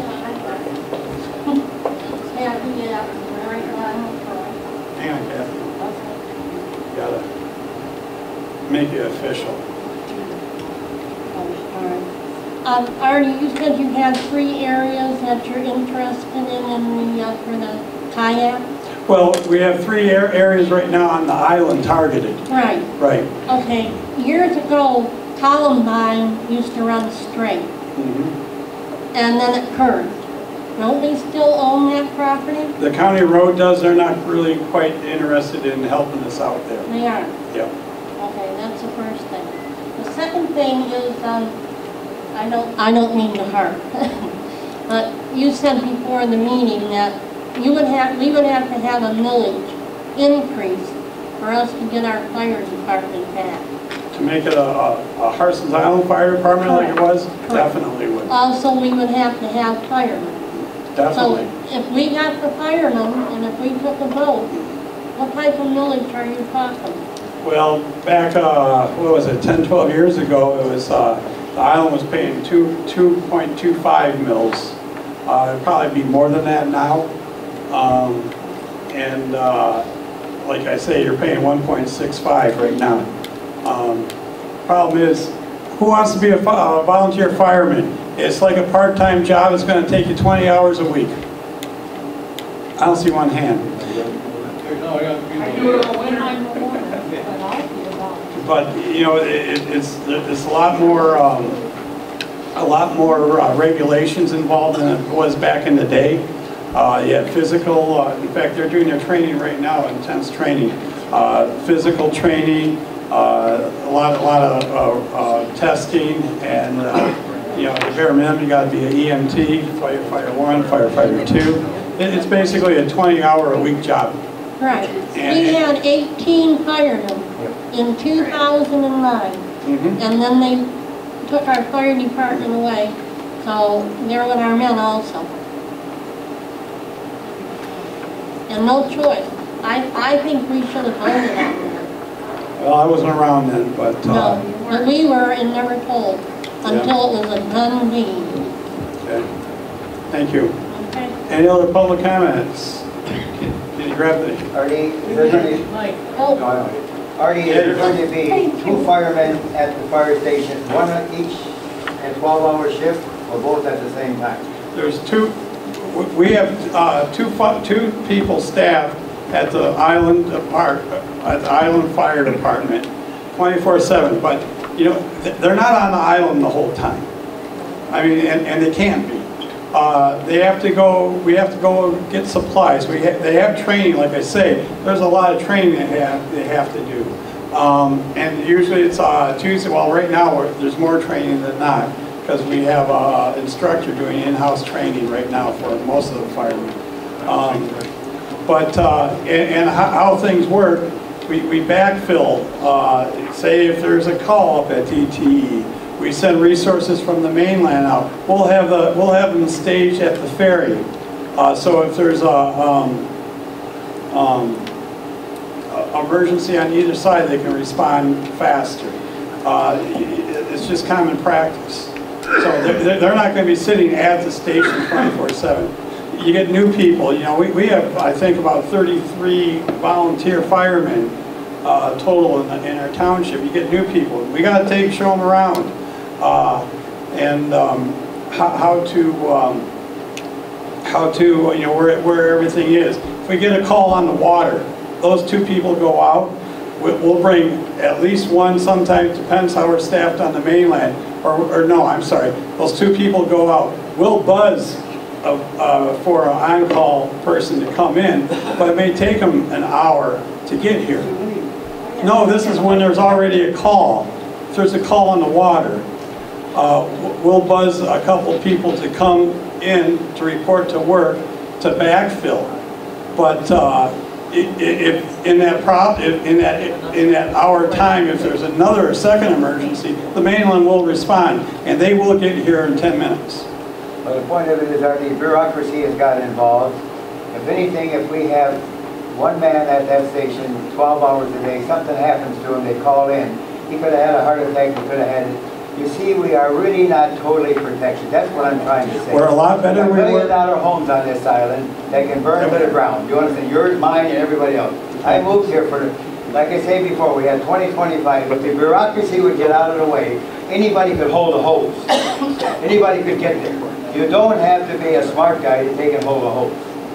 Now there's training people out there that will do, you know, the respiration and stuff like that. But we got to get something these young people back. I think that they have discouraged them, and our houses are going to burn. I'm going to tell you that. Heart attacks are going to come, strokes are going to come, and it could be any of us sitting in here right now. We do not have the protection or the prevention. Yep, thank you. And we do have the cadet program. We have 12 high school kids in our cadet program, and a lot of them are becoming firemen, like Marshall Weaver. Okay, thank you. Okay, we're trying our best. I wasn't going to speak, but thank you. But now you have really provoked me into it. Barbara Pearson. My name is Barbara Pearson, and it does concern the fire department, and it does concern time, and having 2 people on the island or not, and the location of our fire department trucks, locally or not. And with the local fire that happened in San Souci with the grocery store. The fact that when the fire occurred up there, and the amount of time that it took for a fire department to be at the store. Fire department is right here. You talk about the fact that you have new cadets or you have new firemen. Now, it took more than 11 minutes for that fire truck. 10 minutes. All right, say 10 minutes. Fire truck is supposed to be here, am I correct? Here? Why did it go past my house to get to the grocery store? It was a mistake, it was a training issue, and it's been corrected. Yes, but what if they would have lost that store? They didn't. No, they didn't. Right, thank God. No, they didn't, and right. thank God. Yep. But you know, that's just it. But the line of BS that I got between that happening and this moment now, when I've made many calls, don't make a face. I never got a straight answer. I never got a call back. And I asked many, many people. I asked Joanne, and I called the office. I called the police department, or excuse me, I called the fire department. I asked over and over again, what was the answer? And never got anything back from anybody. Did you call me? Yeah, I did already. I called you 3 different times. I have your telephone number. Okay. And I do I have told you your it was a number. training issue. So, Well, thank you. a training issue, and I am really sorry that that happened. Yep, me too, but I'm glad everyone's okay. I got my hand up here. I don't need that. How many hours a week does the police department spend on Hartson Diet? Mike, can you address that? Don't bullshit me now. As far as a week, I mean, I could give you breakdowns to tell you off the top of my head, I'm not sure. But we make it a habit of our officers rotating shifts over here. And it all depends on how we're staffed at the time. We're supposed to get 24-hour service over here with the police department. What happened to that? We do not have enough officers to cover both the mainland and the island 24/7. So there's a lot of times where our officers are over here and have to respond from here to emergencies on the other side, the mainland as well. How many officers do you got? Generally working, a lot of, I'd say 70% of the time, 2 officers. 2 officers? 2 officers. Until the afternoon comes, then a sergeant comes on duty, and when a sergeant comes on duty, then we have 3 on duty. Wow. 3? That's it. Why? Why is this? That's all the officers that we have. I used to do this back That here. doesn't include IRA. No, that does not include IRA. I used to work in the police department as a reserve. 24-hour service in Hartson Island. There was a police officer on this island 24 hours? Yes, sir. Okay. You bet. Look at the back of the record. 2 of us was on the island. Okay, thank you. Spend the night. All night.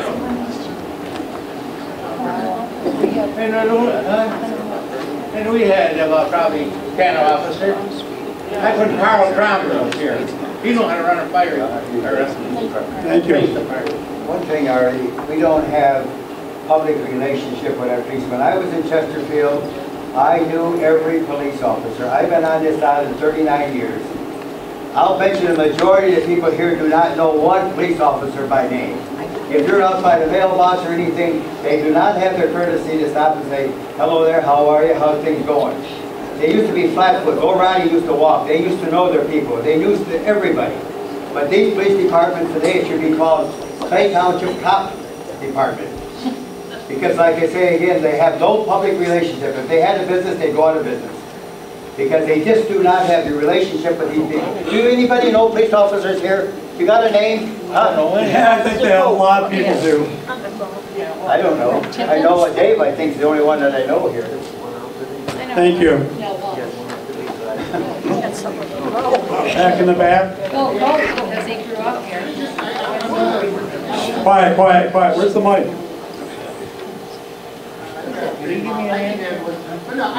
Quiet. Let them talk, okay? Let them talk. It's their turn. Yeah. Yes, sir. Thank you. Now, I've got to say that the police department, I didn't know how many officers there were, but I will say this, when we're gone in the winter, they make a stop at our house every day. I was shocked when I got the last report, every other day, the map. And they sent me a report saying we were at your house, this, and I was shocked. I'm pleasantly surprised. So, you know, for the resources that they have, I think that they're doing a very good job. I would appreciate them to go by, Fourth Channel, you know, on a weekend at about 11:30. What's your name, sir? What was his name for the record? Ted Miller. Okay, guys are cutting into bar time back there.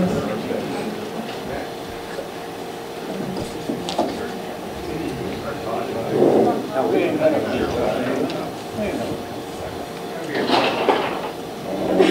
offs.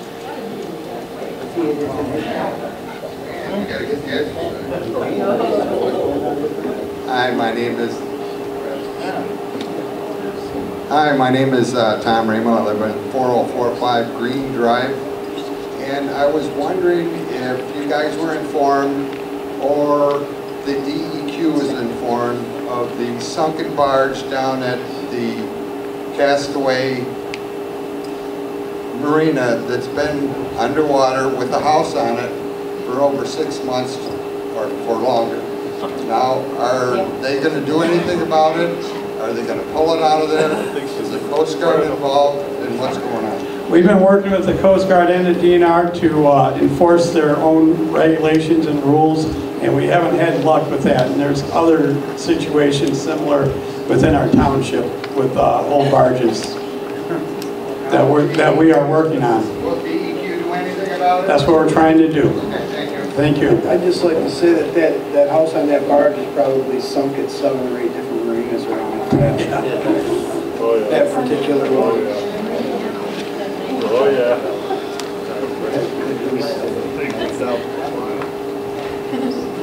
Ron Shane. Ron Shane, I live on the Middle Channel, 4416. That's all right. You can hear me. This thing just reverberates. Oh, I won't go into that. Okay. Ron Shanebach, 4416 Middle Channel. I was here last year at this meeting as a resident of the island. I want a point of clarification.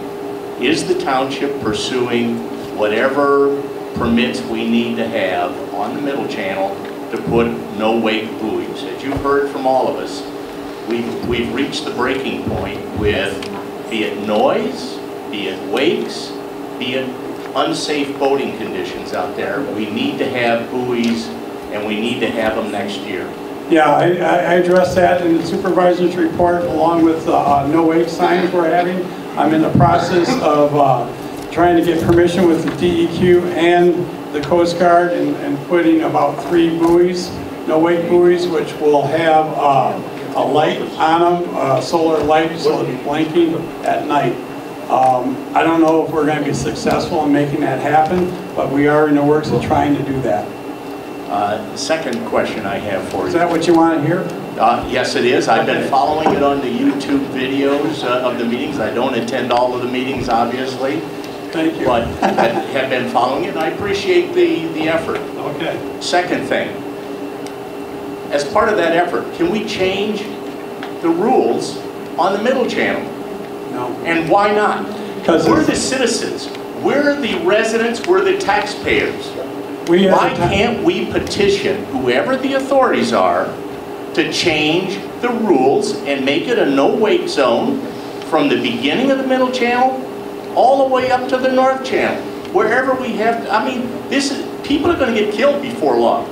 And then it'll be, oh, we're so sorry, condolences and all that bullshit. Yeah, it's time to stop this. We as a township cannot do that. You'd have to petition. It would probably be the federal government,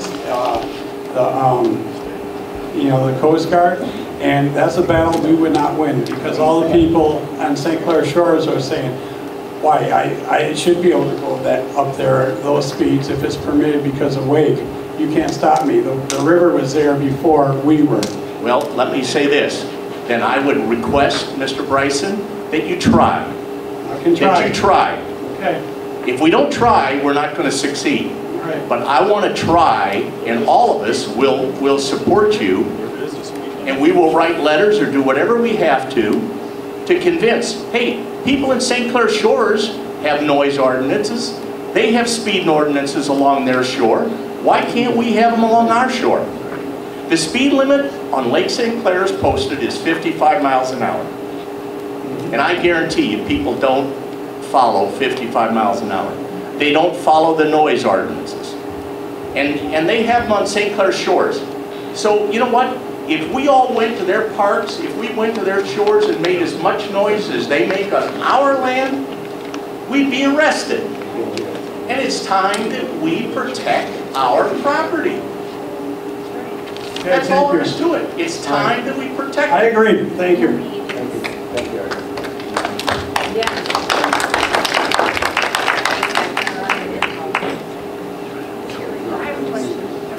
Over here, Joanne. This will be a quick, you don't need the money. This is regarding those 2 police cars that you're buying. Yeah. Are you really justified with having only 2 policemen getting 2 new cars? Why do you need them? Mike, you want to address how we do that? Okay, first of all, we don't only have just 2 policemen. No. We've got, we cover 12-hour shifts. And that covers generally from 6 a.m. till 3 p.m. We've got 2 officers on duty. 3 p.m. a sergeant comes on duty, which puts 3 officers on duty 24/7. Okay? We do run some part-time officers when we have the luxury of having them. It's not easy to find part-time officers anymore due to new healthcare restrictions and things of that nature. But we're running a police department 24/7, 3 officers at all times. And with the vehicles that are being replaced, are vehicles that are over 6 years old that got 140,000 miles on it. And it's not like they're not like we're replacing these cars every year like this. But it's not just 2 police officers. That's what you have on a 24-hour basis. Then you have a chief, you have a lieutenant, we have 3 sergeants. So how many policemen total? And they need more expensive vehicles. Total for the township? Yeah. Right now, we've got a total of 17 sworn police officers, and that is with our officers that work Ira Township as well. So out of that, 4 of these officers are part-time officers. So we have a total of 14 full-time police officers that handle the detective end of it, the administrative end of it, as well as the patrol end of it. And within the patrol end of it, like I say, we generally have 2 to 3, depending on what time of the day or night it is. But you have to also factor into vacation time, sick time, everything like that that goes with it. We were hit just like everybody else back in 2008, 2009 when the bottom fell out. So our department has scaled way back in manpower of what we previously had. And it's a struggle, and we've been talking about this, and we're trying to do the best we can with what we have right now. And the biggest thing is trying to keep the boots on the ground and keep as many officers and the officer presence out there the best that we can. We are looking at different avenues as well, like we're talking as far as on the water and that. It's difficult with the resources that we have. That's why we're looking towards trying to amp up our reserve officer program a little bit to try to get more presence out on the water. Not only just into the bays, but out to our out islands and doing property checks and such out on our islands as well, because we've had issues with break-ins and things like that out there too, so we'd like to see more of a presence with that. But where we're at right now is we're trying to grow back up from where we previously were. And because we are severely depleted from what we were. And our call volumes have actually gone up, I'd say, probably at least 20% or better. As we can all see here, come summertime, each summer is getting more and more and more.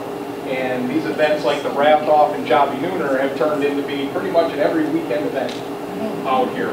And I feel it along with you because I've been here all along watching it progress with you. And it, like you say, it gets sad because there's so many days, we were just talking about this earlier, there's so many of the days in that now that we used to go out to, that we enjoy ourselves with a family atmosphere that you can't go to anymore. Every time you seem to find that new spot that you can go and do this, next thing you know, it's infiltrated once again. And we would love to be able to be out there and doing it, but you have to prioritize where you're putting that time and the manpower. And unfortunately, we don't have the manpower to cover every aspect of it right now, but we are working on it.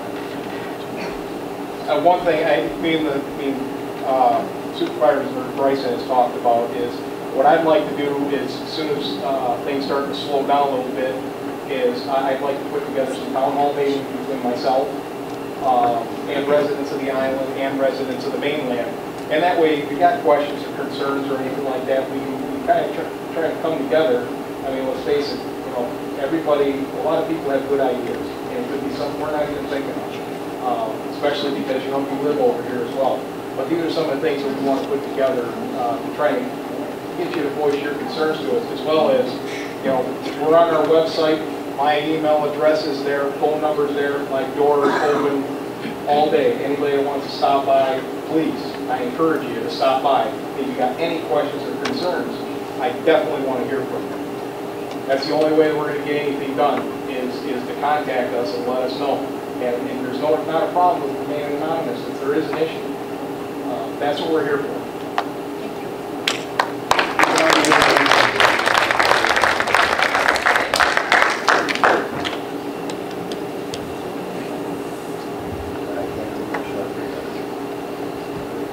I've got a question about the tower. It's $300 and some odd thousand at 3 point. No, that's not the tower, that's a whole new dispatch Right, system. the whole thing. Right, Okay, and that's 11,000 a month. yeah. But we don't start paying that until after the first year? Right. Or we can pay the 300 and some thousand We can pay 380 grand today. Or a year from now? Or a year from now. So we don't have to pay 660,000, which is the 6 months, 5-year lease. At 11,000. I don't have the numbers in front of me, Right. but, No, we don't have to pay the 11,000. right. Right. What we're gonna do is sign the lease, and at the end of the year, we can decide to execute the lease, or just pay the whole thing off. Okay, and you said we had the funds for paying it off? Right. Okay, good. But, you know, that will be next year's budget, that will be a budget item for next year's Okay. board. I don't want to just go ahead and write a check to something until there's going to be some bumps and bugs in it. I just don't want to write a check and make sure, you know, until everything's working right. Right. I just wanted to clarify. Yeah. And then the iChat, is it different than the public iChat? Because the public iChat doesn't bring us any information from other states. Right. It doesn't get us any. What we mentioned in iChat is if someone's going to be working in our Parks and Rec, we're going to do a background check before we allow them to work with people. Right, iChat that's allowed to the public.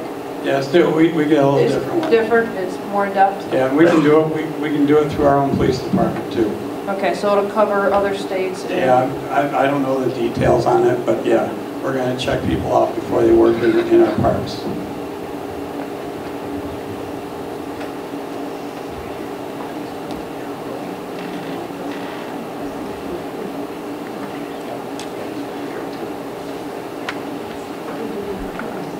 I don't know.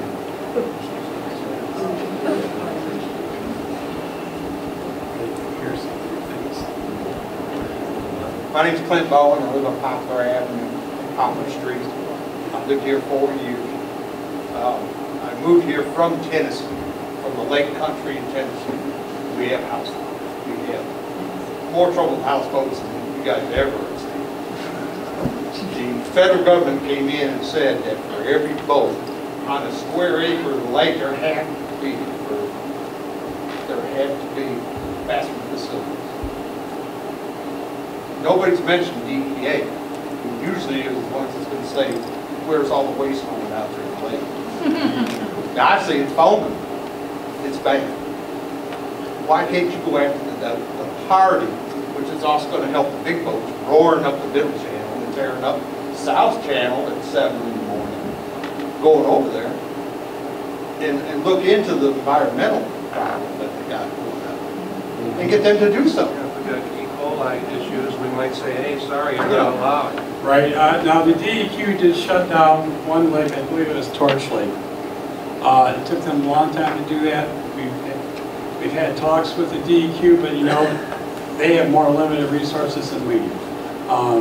And it's really out of our jurisdiction, our realm, but there has been areas where that sort of thing has been already happened. Well, they closed it because E. coli. They don't stop people from going in. You can walk out there, you can go there with your boat. He's saying stop people from going in with your boats. They did actually shut. It's not the congregation. Right, that's what you're saying. But we're doing what we can. In the short term, it was going after the loud noise from, you know, the the Z-Man and the other guys, which we're successful in doing. Of course, stilling up all the other problems that are involved. Well, you know, one at a Water time. quality is probably the biggest one. I'll just raise my magic wand. We're working on it, but thank you.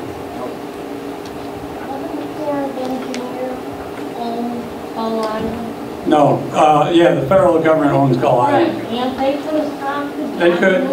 They don't go to the line. Wait until someone calls power. To your mom. Start talking, it's your turn. Yeah, Patrick Fian, 1500 South Channel. Artie, you were talking about... Put it up, talk up. No, You got it, you got it. It's on. Put it up to your mouth. It's fine. Talk, Pat. All right, I'm talking. Yeah.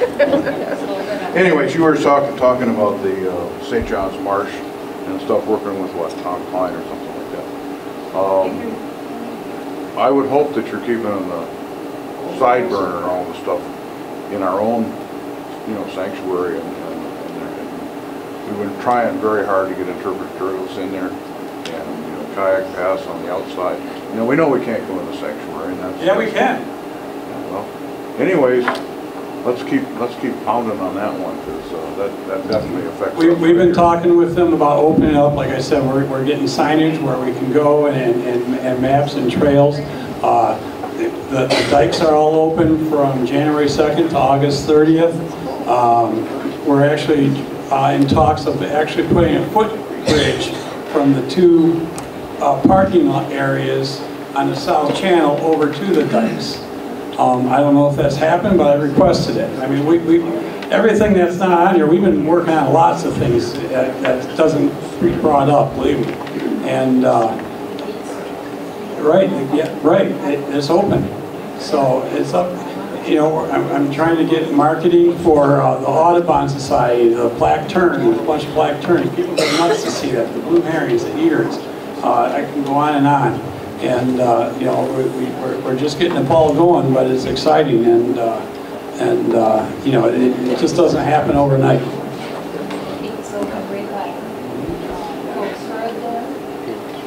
Any other public comments? Board member comments? Joanne, you got anything? We keep working on the recreation plan, the 5-year recreation plan, and the survey that the Planning Commission has come up with is still online, and they've got almost 200 people that have filled it out. So if any of you are inclined, we're going to cut it off so that we can start tabulating. Then go online, and it's on our website, and feel free to do that. It would be a big help when we categorize stuff and see what the priorities are. Okay? That's all. Got anything, John? Yeah, I guess I'm sitting here trying to absorb all this tonight, and there's been a lot said. But one of the major problems that I personally think we have on Harson's Island is we're getting more people. So more people cause more problems. Now, I lived right by Tim for 25 years. I moved because of those boats. I mean, I understand that, but I don't think there's no way in hell that you'll ever stop that noise, because it's gas money, it's beer money, it's money. Everything equates from either too many people or not enough money, not enough. We can't get volunteers. Why? Who wants to work for nothing? I did it for 16 years. But here, do you think I can do it now at my age? Hell no. You can't do it. And no, everybody wants to get to heaven, but nobody wants to die. And that's the whole problem we got. Amen. Amen. Thank you. Amen. We're going to miss him, aren't we?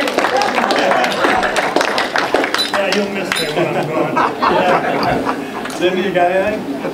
Okay. How about you, Mr. Fetter?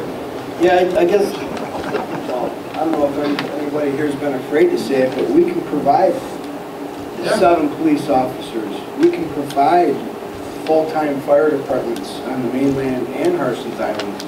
Are you willing to pay more in taxes? Here in Clay Township, we enjoy a very, very good tax rate. I mean, if we compare ourselves to New Baltimore, Their taxes are ridiculous. Our police department here provides excellent services for the amount of money. What was the mill? 4.35. Yeah, 4.35. So, I mean, the amount of services that they provide with what does it see here? Estimated revenue to be $1.834 million. There's a lot of money that goes into operating the police department. I'm just focusing on that. I mean, bottom line is, if you ladies and gentlemen would like to raise this to, say, I don't know, throw it out there, 8 mils. 5. You know, if you want these police officers, talk to the next board. Let them know. I mean, we can legally raise this to 5 mils. I don't know how much more money that would provide offhand, but I don't think you'd have that many more boots on the ground. If you really wanted to see a really big change, you're going to have to ante up and pay the money. We could have kept the $400 million from Iran. It would have helped a lot here. That has nothing to do with what I'm talking about. We're giving too much to the foreign government. You know, and another thing that I'd like to point out too is one of the gentlemen had talked about he thanked Artie and the board for working on all the grants that we've received here. That's your money. That is your money. You've already paid that. Right. We just, you know, it's like, if you don't ask for it, then you won't get it. And what the sad point is if we didn't ask for it and we didn't get it, somebody else is going to, instead of them just saving the money and lowering our taxes. But, you know, just like I say, you know, I think we're getting more than what we pay for here as far as police, even fire. And I'd like to commend them for doing such a good job with what little resources they have. And I think they do a hell of a job. So enjoy your low taxes. If you want these services to increase, then you're going to have to pay for it. Thanks. But I do really enjoy coming to the island because I love the participation here. These meetings have grown exponentially over the last, what? And you guys aren't even mad and you're here. It's Sabrina barn burners here where I just wanted to run out the door, you know, but this is a good productive meeting and thank you all for coming. Tom, got anything? No. Okay. I just wanted to, you know, I was going to talk about a little bit about our police department. We've been spending a lot of money this past 6 months in our police department. I know that. We just finishing up. In fact, we're doing our final walkthrough Thursday on an addition on the police department. It was sorely needed. We had security issues in there. We had storage issues with our evidence room. That building was not designed for a police department. It was the old water department. And once we're going to have an open house probably in the fall once it's done. I'm going to invite everybody in there and check it out. It's a fantastic facility. I'm proud of it. I know the chief is proud of it. And it's going to help us out quite a bit and actually make us run more efficient. We spend money, but ultimately it makes us run more efficient in the future. This dispatch center, we're going to be, it's going to be aces when we're done. And like Mike said, yes, it's a lot of money, but you know what? We put these people out there, we put these officers out there to protect us. And with all the stuff that's going on, you know, I want them to have the best equipment because I'd be horrified if one of our police officers, something happened to them. You know, I lose sleep enough. And, you know, I know next year we're going to have to buy all new jackets for them. And you know, we need to have them well equipped. And I'm not going to send them out with second-rate stuff. But to allude on the police department a little more, you know, every serious crime, I say serious like a holdup, a robbery, that sort of, we have solved every serious crime in the past 3 years in this police department. Mostly within the first hour to 2 hours. Like there was a home invasion in North Clay Township where these guys came in, beat this older lady up very bad, took her down the road, dropped her off in the street, and we didn't have any clues. But having a local police department with the local, you know, they're part of our community. Within, what was it, 24 hours, 36 hours, we had 2 of the guys, and the following day we had the other guy. That night. That night we had, I mean, there was a holdup at the gas station, 12 hours, we know who did it. We nailed them. And let me tell you, drugs is a huge problem. Heroin is a huge problem here. And a lot of times we know where it's at. But we just got, we dog them and dog them and dog them, and they leave, or sooner or later we get them. And these cops, they're doing one hell of a job. And yeah, you don't know them all. I know them all personally, and there's not one of them I wouldn't have over for my dinner at my house any night. They're all perfect guys. You know, I'll admit we used to have a few cowboys. We don't anymore. I'll tell you what, we have some nice police officers, and they're friendly. We basically, when we pull someone over that lives around here, you know what, if we give them a warning first. We rather have compliance than tickets. If they're being an idiot, they're going to get a ticket. They deserve it. Or if they're putting someone's life at risk, they're going to get a ticket. But if they just messed up, we're going to give them a warning. And it's paying off because we're getting more tips on bad things coming in. I can't say enough about all our first responders, and I say it over and over. They are our true heroes and our heartbeat of our community. And I know everybody doesn't know them. It's hard to get personal when you have 10,000 people that we take care of. You know, are we going to have every cop go around and meet every 10,000? We have those police officers in the school every day, in the high school. And everyone in the high school knows these cops. And if they have a problem, they feel free to go up to them. That's huge. That's huge. You don't need to have a relationship with a cop to go up and ask for help. The high schoolers do.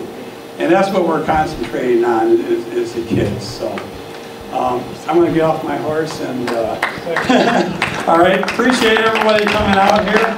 We have one more motion. Who wants to make the last motion? Motion to adjourn. Okay, we got a motion to adjourn, second. All in favor? Aye. Thank you for coming, everybody.